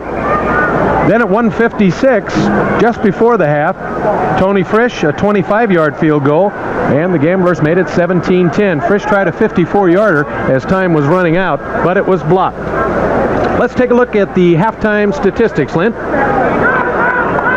All right, the Gamblers making some move toward the end of the second quarter to catch up on first down. Stallions ahead 12-8.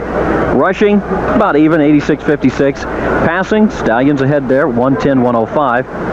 Mostly coming off of those two nice sustained drives that Birmingham made early in the ball game. Passes completed, 9 of 23 for the Gamblers, and the Stallions 9 of 14. Time of possession just about even. Field position, and pretty interesting. Birmingham starts way back, and Houston takes over at all the right spots. I tell you, that's a mark of what the Gamblers did last year, taking advantage of the field position that they had, and their specialty teams making the Stallions start deep in their own territory. Walters kicks it off and deep into the end zone. Mickey Sutton takes it there and will not return it. So the Stallions, trailing 17-10, will take over 1st down and 10 at their own 20-yard line. This is a preseason game, and I imagine we'll see lots of new numbers in the second half, Lynn. We'll see a lot of new numbers, but I really have the feeling that it might be toward the end of the fourth quarter, I should say, because next week the bell rings. Bobby Lane will take over at quarterback. And that name is the name out of the past. Lane hands off inside to Leon Perry, the big fullback, and he will get up for maybe 3 or 4 yards. So Bob Lane takes over for Cliff Stout as the starting quarterback now for the Birmingham Stallions. They trail 17-10. We're into the 3rd period, and Birmingham will try to make up for that 7-point deficit that they had going in at halftime. Look at the defenders for the Gamblers, and pretty much the first unit in there. Lane, 2 setbacks. Perry and Paulette Caruth. And it's Caruth to the outside, dips inside, and he'll be pushed out of bounds at about the 29-yard line. The tackle made by 34 Calvin Eason. He pushed him out of bounds, and Caruth will get up very close to a 1st down. In fact, he got a good block in there from his tight end, Jim Brown from Southern Mississippi. 6'4", 230-pound, 2-year vet. He'll come into your picture, lay away a man, and then another good block by the pulling guard. The pulling guard, Scott LaFond, also making a good block. They say it's short of the 1st down, so it's 3rd down and less than a yard.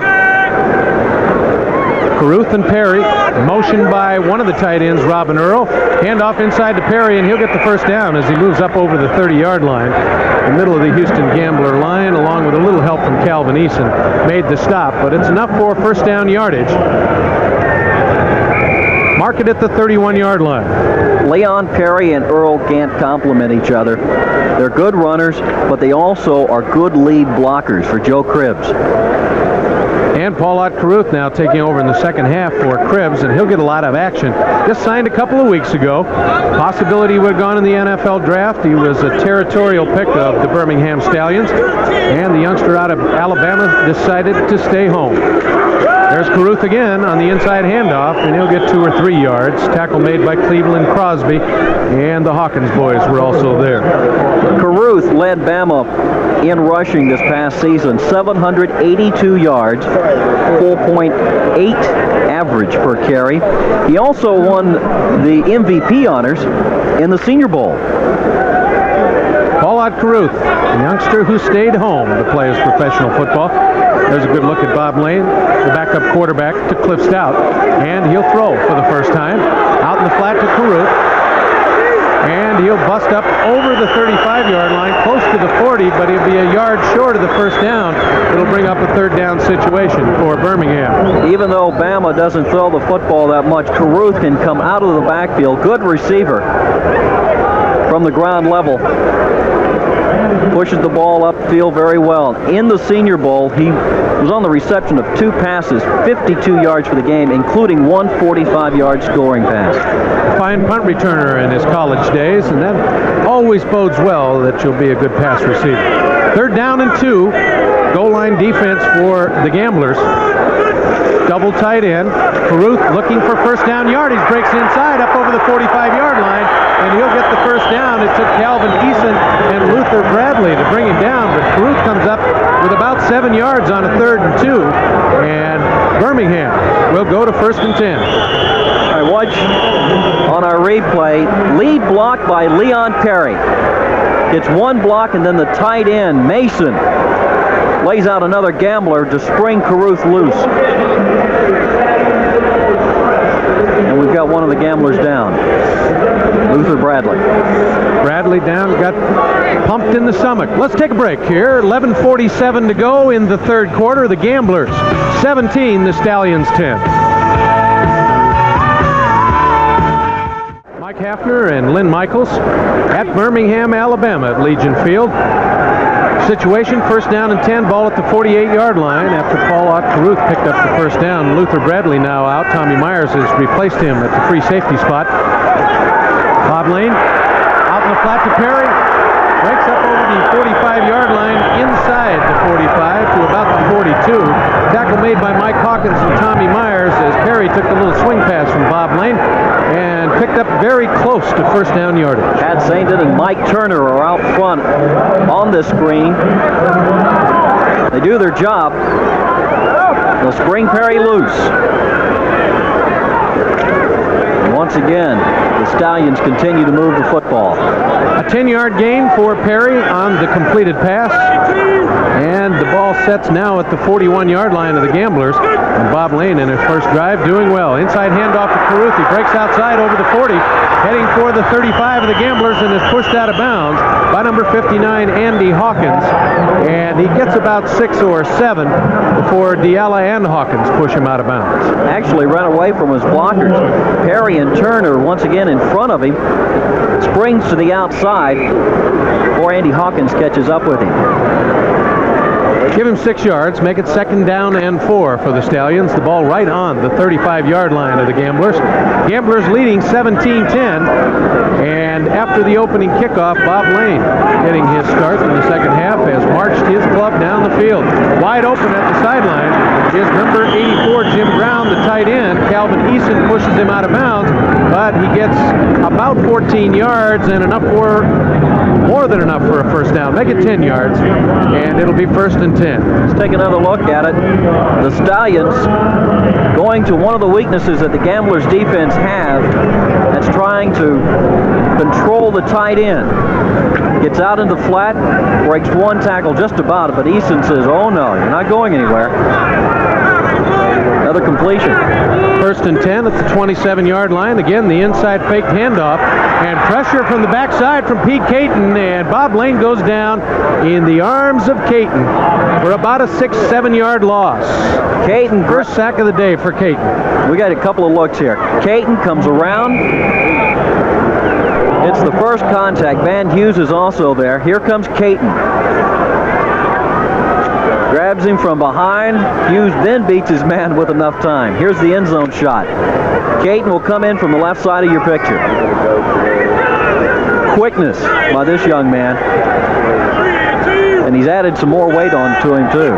Beat 73, Phil McKinney. Now with long yardage, looking over the middle and complete to number 85, Ken Toller. And Lane's got it up close to a first down as he hit Toller on the inside passing move. He might be a yard short. Adrian Simpson, number 21, had the coverage. Toller, number 85, the 4-year player out of Mississippi. Toller, he coming in from the bottom of your screen. Lane looking for Toller all the way. Nice little sliding catch. Not bad coverage by Simpson. He was just there a second late. There's the stats on Toller from last year. 2 yards short of the first down. It'll be 3rd and 2. The ball at the 18-yard line. And 3 tight ends, Mason, Earl, and Brown. Motion. Caruth will go nowhere. In fact, he'll lose a couple of yards. Calvin Eason on the pressure, number 34, to stop the attempt by Caruth for the first down. Kiki Diallo was the first man there to plug up the hole, and Caruth wasn't going to go anywhere. Diallo read it well, so did Eason. Caruth waving at his head coach, Raleigh Dodge. We don't want the field goal. We want to go for the first down. And they will go for the first down. Don't want to try the field goal. It's 4th down and 4. The ball at the 20. They have to get to about the 16-yard line or just short of the 16 in order to get the first down. Look at Eddie, the defensive coordinator. And Jim Eddy got a chance to change the defense, but Birmingham takes the timeout. So with 7:37 to go in the 3rd quarter, the Gamblers still leading 17-10.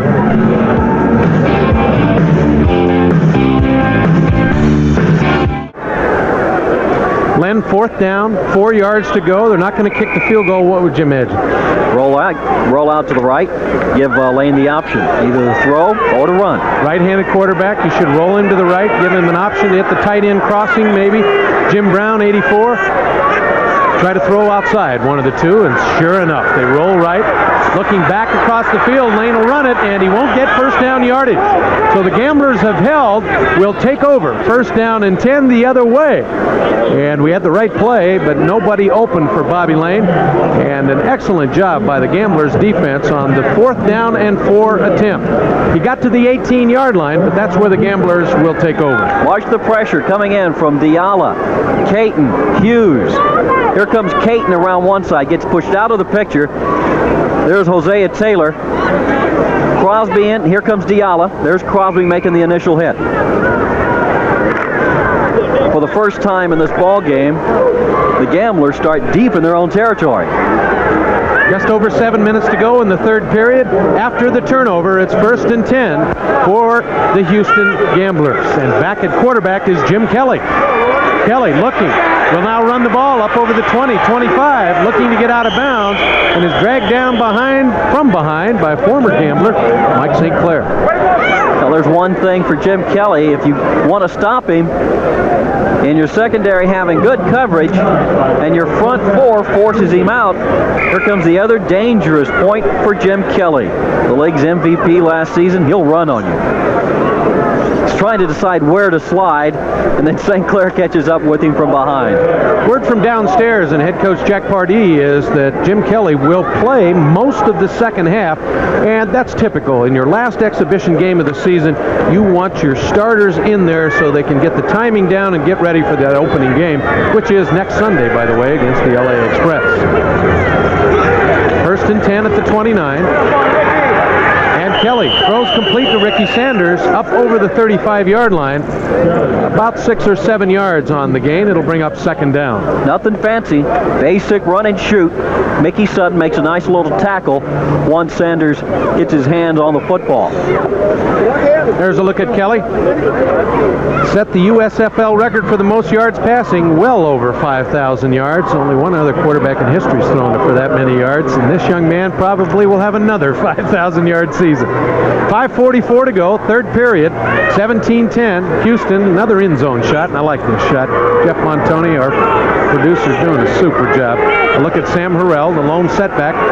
Kelly hands off to Harrell, up over the 40, the 45, stumbles to the 50-yard line and into Birmingham territory. Number 40, Larry Friday, made the tackle, and Harrell, another good run, and it looks like the injury from last season is in the past. Left side of the line, we were talking to Bob Young about his left side of the line before the ball game. Watch Kerr and Boucher. And nice, there's number 22, Richard Johnson, getting into the act, putting on a small block to Ken. Well, Harrell again making another fine run.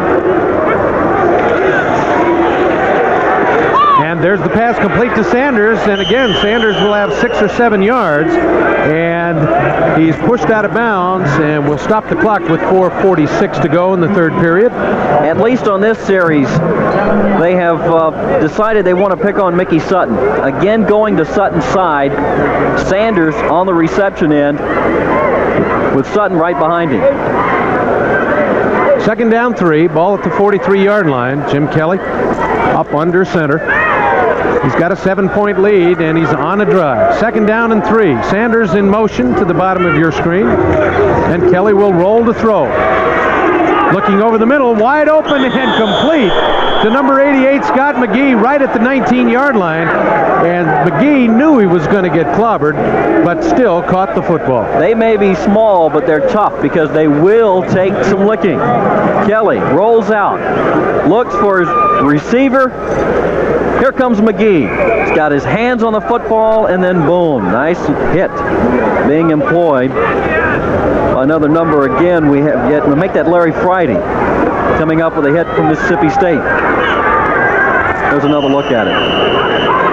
1st down and 10, 24 yards on that play. And Birmingham's going to call timeout with 4:39 to go in the third period. Jim Kelly walking to the sidelines. He's got a 7-point lead. 4:39 to go. Gamblers 17, Stallions 10. There's There's a look at Jack Pardee on the sideline. Got to be happy. He's got a 7-point lead, and his quarterback Jim Kelly looking for more. It's first down and 10 at the 19-yard line of the Birmingham Stallions. 4:39 to go, third period. That's Johnson in motion. Kelly checking off. Will roll right, look quickly out in the flat, and it's caught by Ricky Sanders. Sanders has been effective on this drive. He's caught 3. Fletcher Llewellyn, made the tackle. Also, Ted Walton coming over on the coverage as well. We'll take another look at it from the end zone. This is the third time they have ran this play. Sanders again. Walton, and then Llewellyn. And Lynn, they found that weakness in the secondary on the run and shoot triple patterns, and until they stop Ricky Sanders on that quick out play, I've got a feeling that quarterback Jim Kelly will go right back to it. Second down 6, ball at the 15-yard line. Kelly rolling right. This time he goes the other way to Johnson. Johnson steps out of bounds at about the 6-yard line to avoid the tackle of Larry Friday, but the exact same play to the opposite slot back on the opposite side, and until they stop it, Kelly will continue to run it. Exactly. Let's go to the other side. It works one way. Why not the other way? Johnson, wide open. Now, he does one thing that he does best. He turns it upfield, and Friday runs him out of bounds. 5-yard gain. Make it a first down and goal at about the 5.5-yard line. There's Richard Johnson, 22, out of the University of Colorado, 115 catches. He had 6 in the first quarter last week, and they said that'll make, 435 if he catches 6 every quarter? Inside handoff to Sam Harrell. Thomas Boyd, number 53, was standing right there waiting for Sam, and Sam will lose about 1.5 yards. It'll bring up second down and 7 at the 7-yard line. The man that made the play, however, was another former gambler, traded just a couple of days ago, Malcolm Taylor. He plugged up the hole, slowed things up. So it's second down 7 and second down and goal from the 7-yard line. Gamblers leading by 7 and looking for more points. Lone setback, 29, Harrell. Kelly rolling to his right under a little pressure, throws deep in the end zone and caught for a touchdown by Vince Corville. Was he in the end zone, out of the end zone, and then back in? That's what the penalty flag's for, and I've got a feeling this one's not going to count. It looked like he went out of the end zone, came back in to make the reception. However, there was somebody else in front of him that was wide open. Number 83 on the offense, went out of bounds, came in, loss of down. Let's take another look at it. Who's the receiver in front of Corville? He was open as well. There was 2 receivers in the same pattern, and Corville is also injured on the play. Kelly rolling out right, and there's the reception, but you see the other gambler also open, but he was out of bounds. Corville went back out of the back of the end zone, and when he came back in, that's an illegal touch. Nice catch, but he just made a mistake by going out of bounds. Ran out of the back of the end zone, and you can't do that. We've got an injured gambler down on the field. It's Vince Corville who made the catch, and I think he twisted his ankle a little bit in the back of the end zone when he made the catch, but again, a correct call. Corville ran out of the back of the end zone, came back in, caught it, and that's against the rules. You have to stay in the field of play until the ball is dead. Vince Corville from Rice is one of the receivers that have really made some big strides coming into the 1985 season. Really has improved his game. So Jim Kelly will set up again. It'll be 3rd and 7. It goes just like an incomplete pass. You lose the down, and Kelly will have 3rd and goal from the 7-yard line. McNeil, Scott McGee comes back in for Corville. Kelly, the most touchdown passes in a single season, 44 in the USFL. Todd Fowler in, the big fullback gets the ball and will make it to about the 5-yard line, and that's all.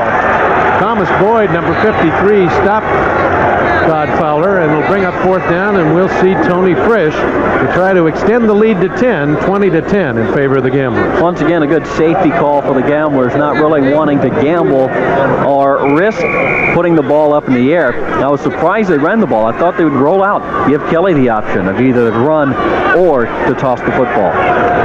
Tommy Myers in to do the holding, number 37. It's usually Dale Walters, the punter. So Myers gets his shot to hold it for La Machine, Tony Frisch, and to put the ball down at the 12-yard line with the 10 of the end zone. It'll be a 22-yard attempt by Tony Frisch.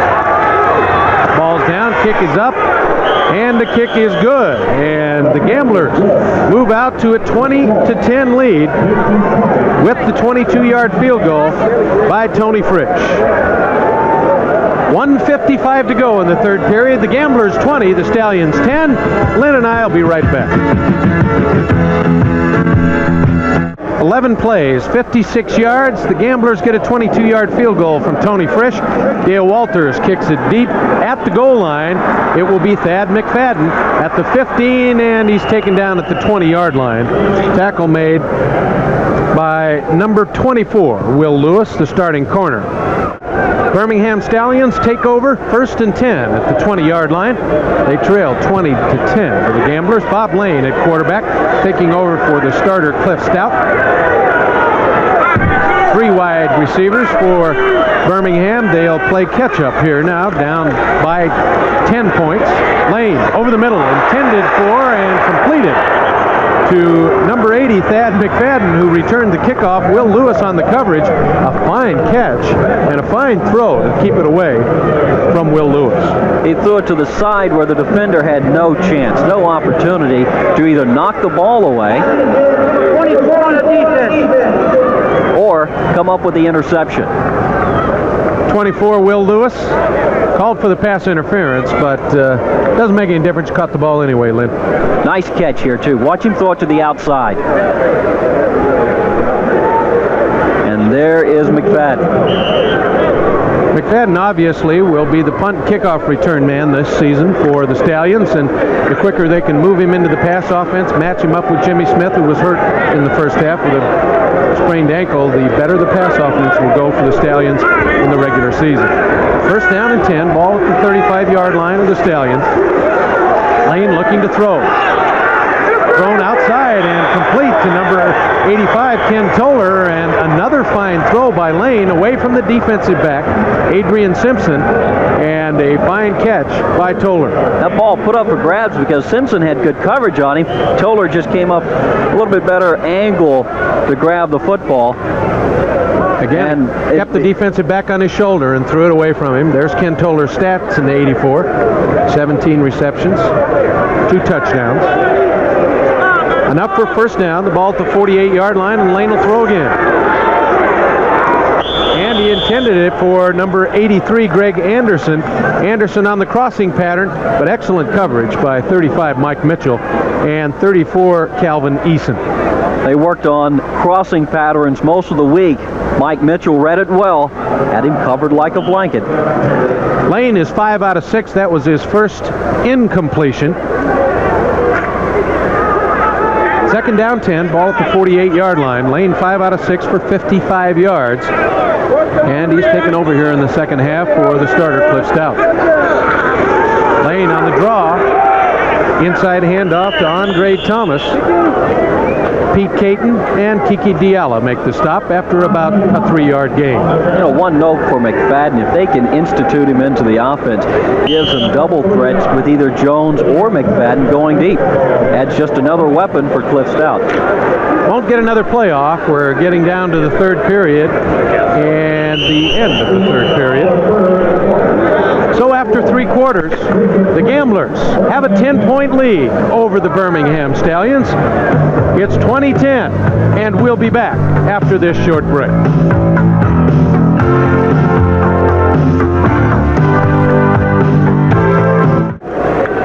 Would they call that the Stallions fanatic, I guess? Mike Hafner and Lynn Michaels back for the 4th quarter of the Houston Gamblers Birmingham Stallions. It's 20-10 in favor of the Gamblers, and Bob Lane in the shotgun for the first time today on 3rd and 7 from the 49. Looking deep over the middle, it's tipped and intercepted. Intercepted by Tommy Myers, and Myers will bring it back to the 40-yard line. How about that crafty old veteran back there? 6 interceptions last year. Let's look at the old veteran. Tommy Myers, out of Syracuse, a 12-year veteran. Once again, Lane trying to make something happen. Forces the ball. He's got plenty of time. The Gamblers really not putting that much pressure on at all. Myers finds the tip, turns it upfield. Second turnover. Now the Gamblers have a chance to put some more points on the board there in great field position again. There's the score by quarters. The Stallions started out with a 3-0 lead. 17 points for the Gamblers in the second period. Still Kelly at quarterback. Half roll left. He's got Johnson wide open and just off the end of his fingertips at the 20-yard line. Had him beat deep, had the seam in the zone, but Johnson just couldn't get to it. Larry Friday back there defensively. I like that play because it keeps the secondary alert that they will throw deep. They're not going to continue to throw those little possession-type passes. Ball squarely on the 40-yard line of the Gamblers. They need another receiver. McGee signaling the sidelines, and Gerald McNeil will come in. He split to the top of your screen. McGee at the bottom. Sanders in motion. Second down 10. Quick pass to Fowler. Read the blitz well, but they also read Fowler well, and he'll lose yardage back to the 38-yard line. Malcolm Taylor, who knows a little bit about the run and shoot, I would say, since he played with the Gamblers all the way through the exhibition season, makes the play.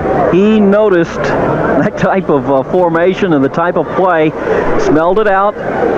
Rosado trying to block Taylor, nothing doing. So it'll bring up third down and 12. The ball placed at the 38-yard line. 13:46 to go in this fourth period. The final exhibition game of the USFL season for the Gamblers and the Stallions. Over the middle, complete and dropped. Intended for Vince Corvell. I thought he had it for a minute. Dennis Woodbury on the coverage, and that will force a punting situation for the Gamblers. Good pressure being exerted by Mike St. Clair from the left side of the line. Corville has it, now he doesn't. Almost an interception by Woodbury. It's that little brown thing with the white stripes on it. Slipped right out of his hands. There's Thad McFadden, number 80, deep for the Stallions. And we're back to punt and shoot. What Bruce Threadgill will do, he'll run the play if he can, if he thinks he can make the first down yardage. And obviously he didn't think so, so Walters will drop back, kick it away from about his 25-yard line. Punts away, high, hanging kick, and a fair catch called for by Thad McFadden at the 22-yard line. A 40-yard kick and no return on the fair catch, so the Stallions will take over. First down and 10 at their own 23-yard line. About 4.5 on the hang time. Yes, hung well by Walters. 13:27 to go. Gamblers lead 20-10 over the Stallions. Mike Hafner and Lynn Michaels, Birmingham, Alabama, Legion Field. There's a look at Bob Lane's statistics. He took over in the second half for Cliff Stout, the starter. 5 out of 7, 55 yards, 1 interception. That just a little bit ago. By the way, I'll give Calvin Eason a little boost. He's the one who tipped it to the old man, Tommy Myers. First and 10, ball at the 23-yard line. Lane back to throw, can't find anybody open, and will run the football over the 25 up to the 30 and the 35-yard line. Enough for first down yardage. The tackle finally made by Adrian Simpson in the secondary. That was interesting. The Stallions coming out in the shotgun to start this drive off. Lane saw the pressure coming from the outsides. Just started right up the middle. Good yardage. And once again, Mike, the Stallions starting deep in their own territory like most of the ball game. 12:40 to go and counting, and a 10-point deficit for Birmingham, and they've gone right straight to the shotgun and stayed there. First and 10 at the 37 after the Lane run at 12 yards. Inside handoff this time, and it's number 35, Joel Coles, with his first carry of the game. Penn Stater, 6 foot, 220 pounds. Tackle made by number 59, Andy Hawkins. Ricky Young comes across also from his middle linebacker slot, help out. Run the direction to the left side. Picks up a few more yards. Ricky Young taking over for Kiki Diala in the middle on the Gambler defense. 2nd down 7, 3-yard gain for Coles. And Lane over the middle, complete. And a little squiggling move by number 28 and Andre Thomas, 6 foot, 205 out of Mississippi. Tommy Myers, number 37, finally had to make the tackle. Andy Hawkins misses the tackle here. Slips out of his arms. He has him. Now he doesn't have him. Steps up, 360. Tommy Myers right there. First down yardage, the ball at the 43-yard line of the Gamblers, and it's 1st and 10 for the Birmingham Stallions. 11:15 and counting. Shotgun again by Lane. Inside pitch quickly to 35 Coles, and Coles up close to first down yardage. Again the shovel pass. Ricky Young, number 50, made the tackle for the Gamblers, and out of the shotgun, the quick shovel pass to 35, Joel Coles. Let's take another look. Little shovel pass. The Gamblers are coming from the outside. Flips it inside. There goes Coles. He's got some running room. Nice blocking interior line for the Stallions. The advantage of the shovel pass. If it is bobbled and dropped, it's not a fumble. And if you're going to hand off inside, it's a great way to do it and save yourself from making one of the mistakes you can make with a football. 2nd down and 1, a 9-yard gain for Coles. Again, still in the shotgun, and Lane looking to throw, forced out of the pocket. Tried to dump it off quickly to Andre Thomas, but it's over his head, and it'll bring up 3rd down. Pete Caton, 77, with the pressure on Lane. He was also joined by Van Hughes, adding the pressure on Lane. Caton and Hughes getting good pressure. Even though he's in that shotgun, they're still able to apply the pressure from inside and outside. So it's 3rd down and 1 at the 34, and the 3 tight ends come in. Robin Earl, Mason, and Jim Brown, and they'll look for that 1 yard for the first down. Motion by Earl.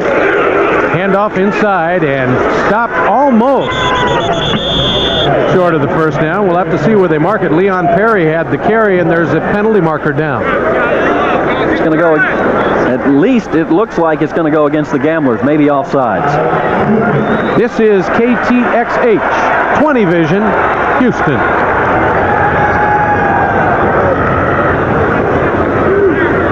Looks like it's short of the first down to me. Let's see what the call is on the penalty flag. Encroachment, number 77 on the defense. That's a first down. Pete Caton jumped the count. That'll give him an automatic first down on the 3rd and 1 situation. So make it 1st and 10, the ball at the 28-yard line of the Gamblers. They still have a 10-point lead, and we're nearing the 10-minute mark of the 4th quarter. Again, Lane, quarterback draw out of the shotgun, and he'll break inside the 15 down to the 12-yard line. A planned play. Bob Lane out of the shotgun, the quarterback draw, and Tommy Myers, number 37, had to make the stop on quarterback Lane. Watch the middle open up as everybody from the ends are coming around. Taylor and Hughes got tangled up in the middle. Lane went around them. Big yardage. Injured player down on the field, somebody for Houston, and we've got an injury timeout while they check out the injury.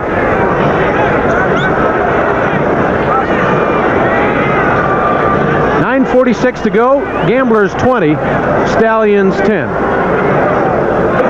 A look at the fans in Birmingham. We'll be looking at the Stallions, a playoff team throughout the season. 9:46 to go in the 4th period. Gamblers again a 20-10 lead, and they're still ministering to one of the Gambler players down on the field. Andy Hawkins is the one who's injured. Get your 1985 Gambler season tickets right now at 1984 prices.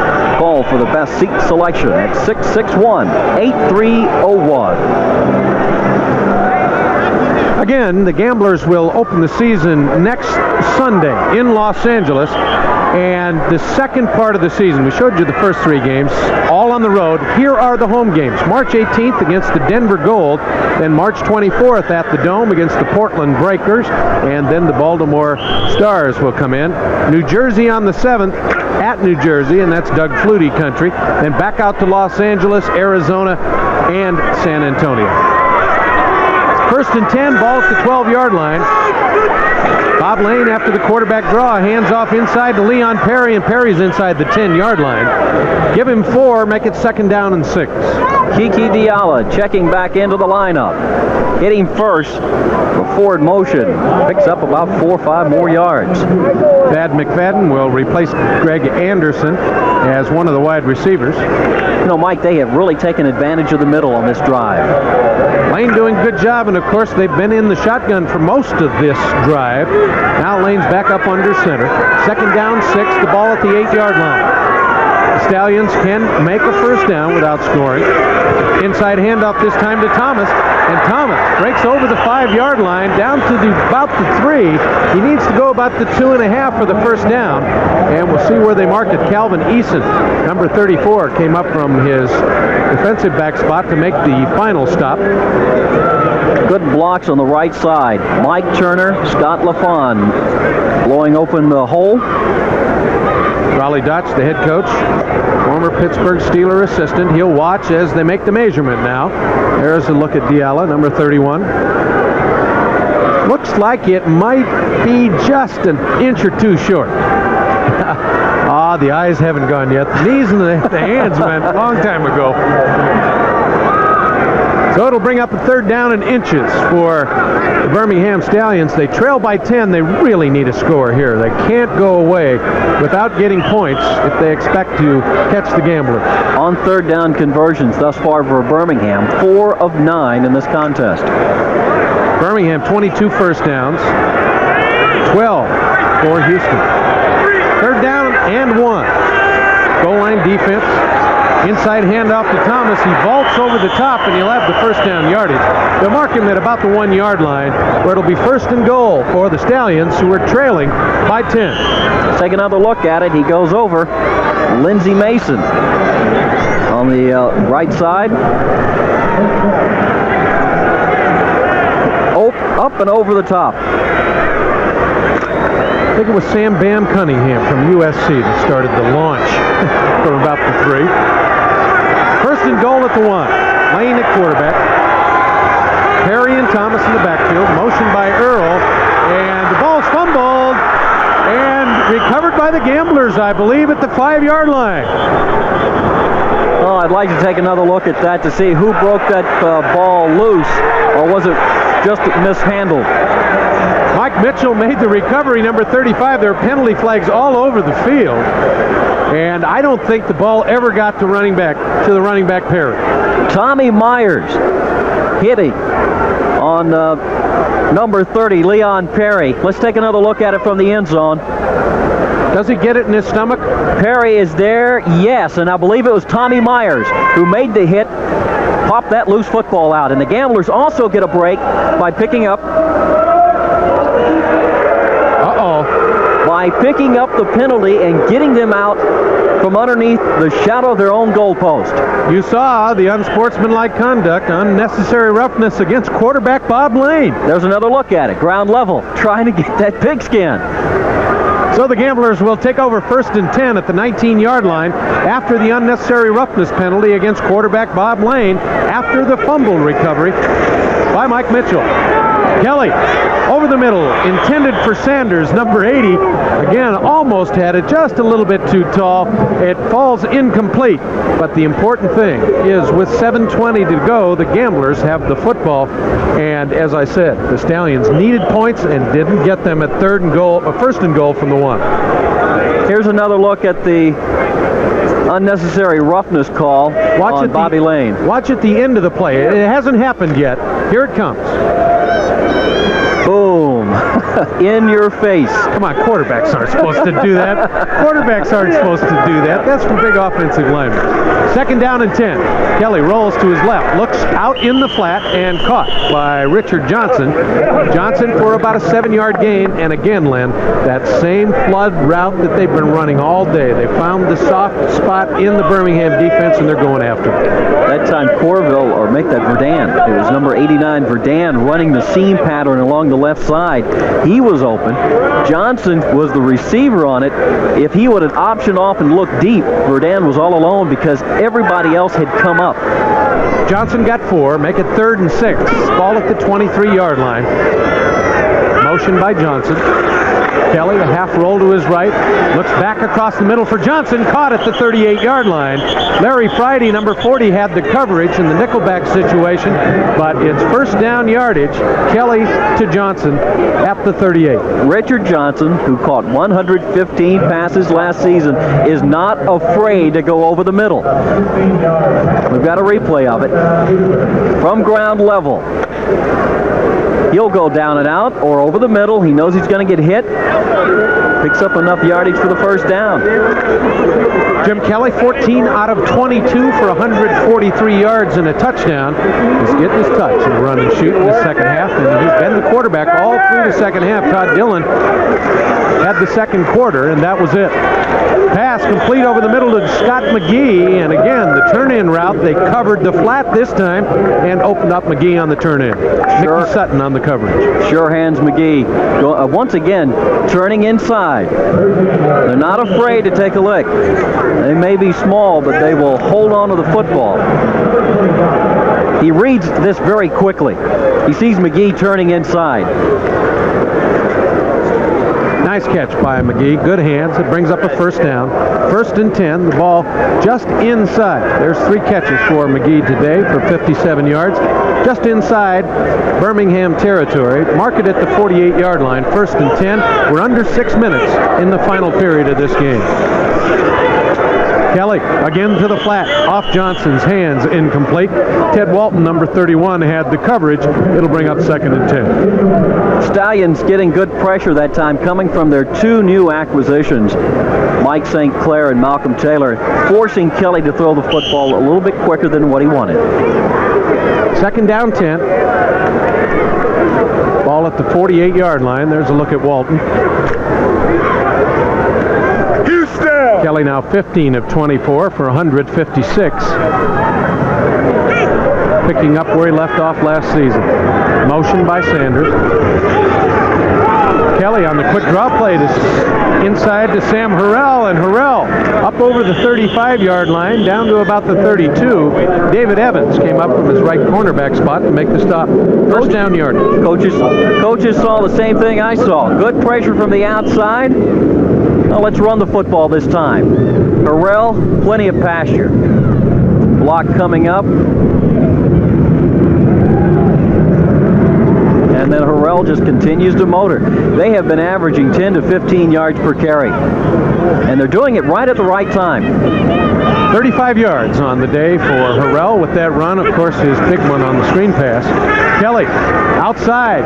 Almost a great catch by number 89. Clearance off. Make it Scott McGee, 88. Kelly once again picking up on the blitz the Stallions were coming with. There's his stats on the afternoon. Rolled a little bit to his right. McGee was open. He just got the football right to him because he was one-on-one on his defender. 2nd down 10. Ball at the 32-yard line of the Birmingham Stallions. Houston, a 10-point lead, 2010. 4:51 to go in this contest. I'm sure that Kelly would like nothing more than to march him right down, give him a 17-point lead, and sew this one up. Kelly, pressure from the backside. Ball bounces away. Is it incomplete, or is it a fumble? They're going to call it a fumble. Bill Parkinson, the referee, says no forward motion with the hand, and and I've got a feeling that that Jack Pardee might want to take a look at this one. He may win this one. We got a couple of angles for you.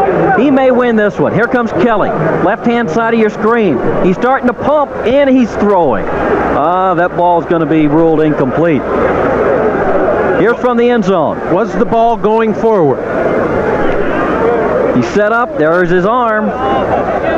Oh, that's going to be close. Oh, that's close. You make the call. I'm not going to make the call. There goes the red flag on the field. They will take the timeout and look at the instant replay. Again, you talked with Cal Lepore at the half. There's the red flag on the ground to indicate that they will look at the television replay. It's going to be 2 minutes. Oh, the red flags. It's been a few years to see a red flag. They used to be red. You asked me to make the call. I wouldn't put on one of those striped shirts if you paid me all the money in the world. You're always half wrong. Yeah. Somebody always thinks you're wrong, no matter what you make, what call you make. And the other half thinks you're right. Now, if the call goes against the Gamblers, they'll be charged a timeout. We're about to find out. Bill Parkinson has called upstairs to look at the instant replay, and he'll go over and tell Jack Pardee whether he's won or lost.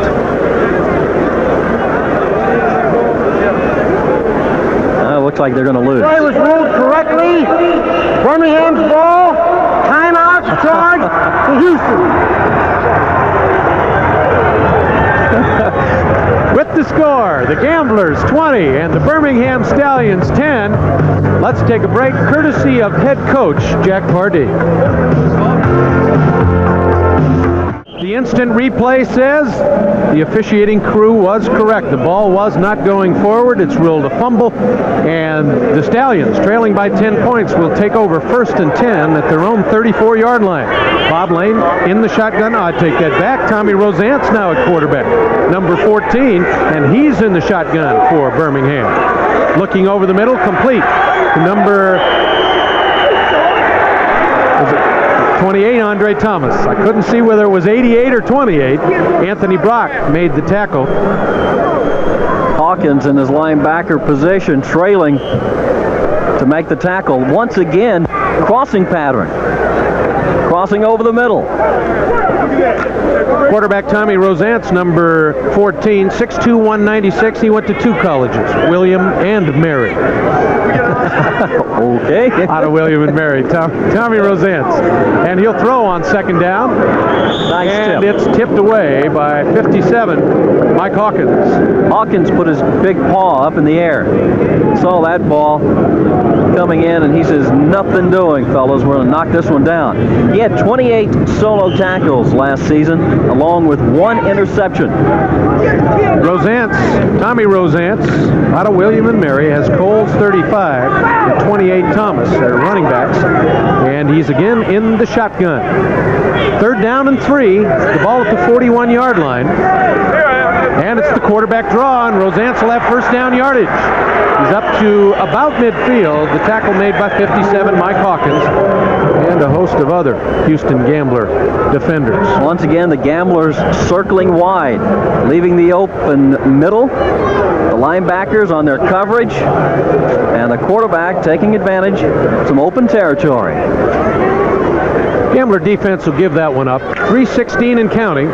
Lonnie Johnson now has come in to replace Andre Thomas at running back. It's still Tommy Rosant's, 14, the quarterback, in the shotgun with Coles and Johnson. 1st and 10. Rosant's upfield and caught. An excellent catch by Greg Anderson. I thought that one was going to be picked off. Great catch. We're going to take a look at it from the end zone. He throws it on the outside, and what Anderson has to do is stretch out to grab the football. Stretches with everything he's got. There's no defense on that. The receiver has it all to himself. There's a look at the clock. 2:33 and counting. Gamblers lead 20-10. Birmingham has the ball at the Gamblers' 35-yard line. 1st down and 10. Tommy Rosant's the quarterback. He'll throw from the shotgun. Time and then pressure. Pressure by Hawkins. And throws and complete to Joel Coles. Coles short of the 1st down. but he's pushed out of bounds to stop the clock with 2:14 to go by Sandy LeBeau. He had Larry Douglas also downfield. He had two receivers. He started motioning for somebody to come back. Good pressure by the Gamblers that time. Caton gets pushed from behind, no call. Then the pressure coming in from the opposite side. Lane motioning for somebody. Help, help. It's help from Coles. And then Douglas tries to throw a block. So it's 2nd and 2, an 8-yard gain by Coles. Rosance on the quick shovel pass. He'll get first down yardage as Joel Coles takes the shovel pass. Ricky Young, number 50, came over from his middle linebacker spot to make the stop. And that will bring us down to the 2-minute warning. So with 2 minutes to go in this football game, the Houston Gamblers have a 20-10 lead over the Birmingham Stallions. Lynn and I will be back after this break. Lynn Michaels, Mike Hafner, Birmingham, Alabama, where the Houston Gamblers in their last exhibition game before the regular season of 1985 have a 10-point lead over the Birmingham Stallions. Stallions have the football, though, at the 22 of the Gamblers. Tommy Rosant, 4 out of 5, 33 yards. He's got his drive, first drive of the day, looking deep into the end zone, and it's batted away, intended for Thad McFadden. Dennis Vaughn, number 39, had the coverage, and we've got the Yellow Hankies down on the field. It might be holding against Birmingham. Caton kisses Rosant right at the last moment. There goes the Quail into the end zone. Tapped away, good defense. And let's see what happens now for the Gamblers. Bill Parkinson will tell us. Tripping, number 78 on the offense. First down. Buddy Idolette can't stick a leg out to trip those pass rushers, so if you can't hold them or block them, trip them. 10-yard penalty. It'll bring up first down and 20 now at the 33-yard line of the Gamblers. 1:50 to go before the end of the game. Rosant's up under center for the first time in this drive. Penalty flag down again. The out pattern intended for number 83, Greg Anderson, a little bit too tall. And Mike Mitchell and Tommy Myers had the coverage. And again, a penalty flag. Caton, anticipating the count, jumped into the zone. It'll be offsides against the Gamblers. Again, good coverage downfield for the secondary. No place for Rosance to go, but he knew he had a free play. Caton had jumped off sides.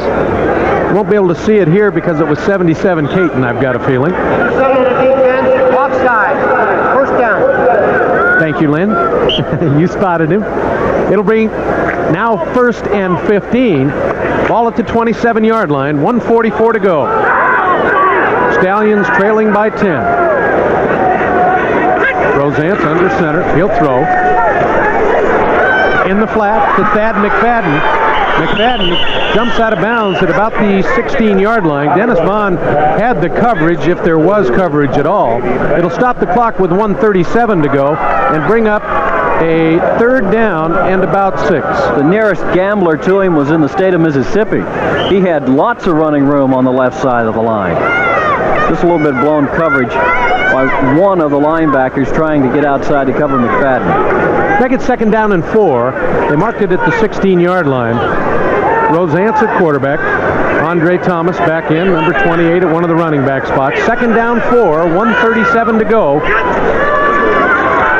Rosance waiting, and over the middle intended for Anderson, number 83. Sandy LeBeau had the coverage. Coming up from the left side again, Pete Caton. We'll take another look at it.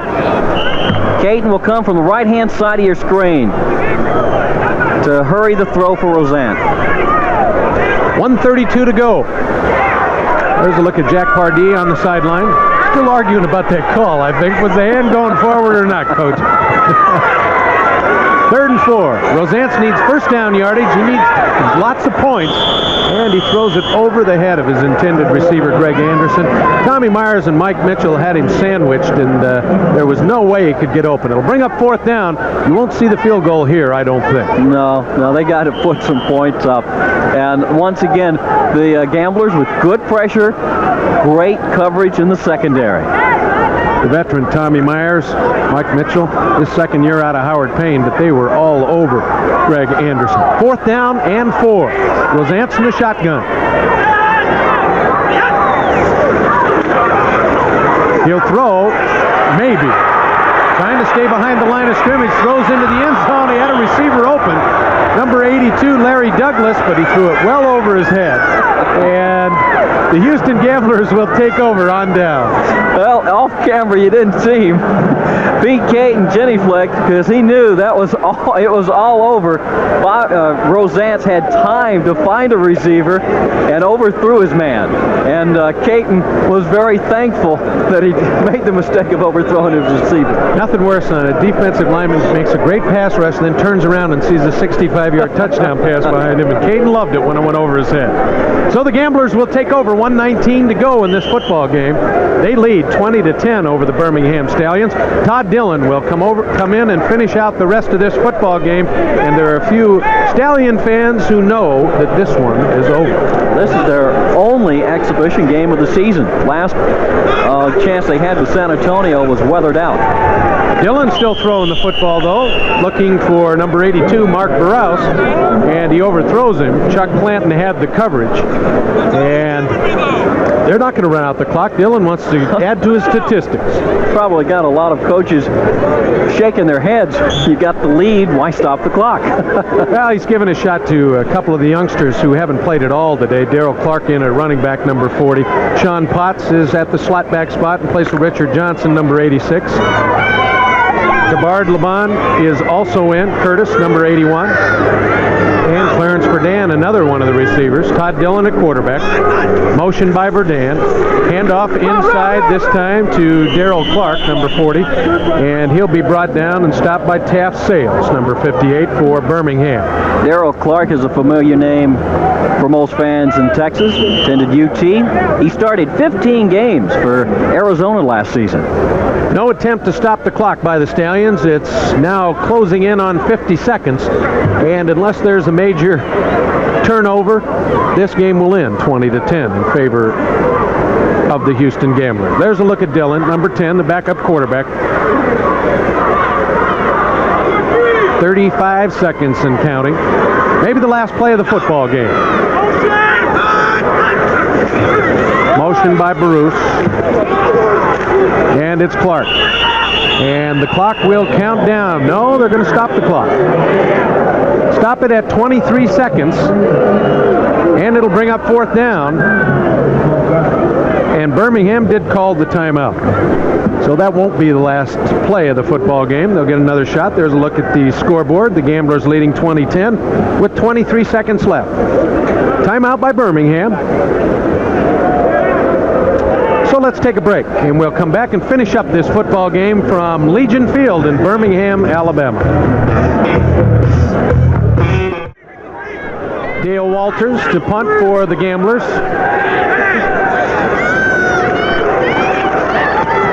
Another high, off the side of his foot, and will go out of bounds at about the 39-yard line. Squibbed off the side of Walters' foot. He won't like that one at all.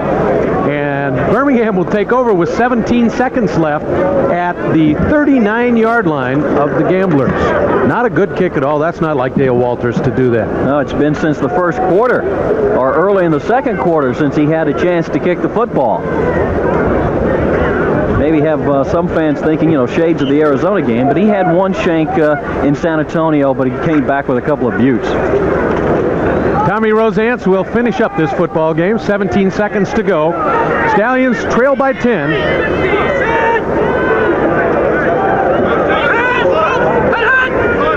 Long count by Rosance. Looking downfield is going to go with the bomb. Tommy Myers in the end zone, playing center field, and Tom picks it off, and that'll be the football game for sure. Tommy Myers playing center field, looking like I guess, Jerry Mumphrey? Sure. Playing deep. That's good. Getting the warning track just in time. Second interception of the day for the 12-year veteran out of Syracuse, Tommy Myers, and that will give the football to the Gamblers at the 20-yard line. 9 seconds to go.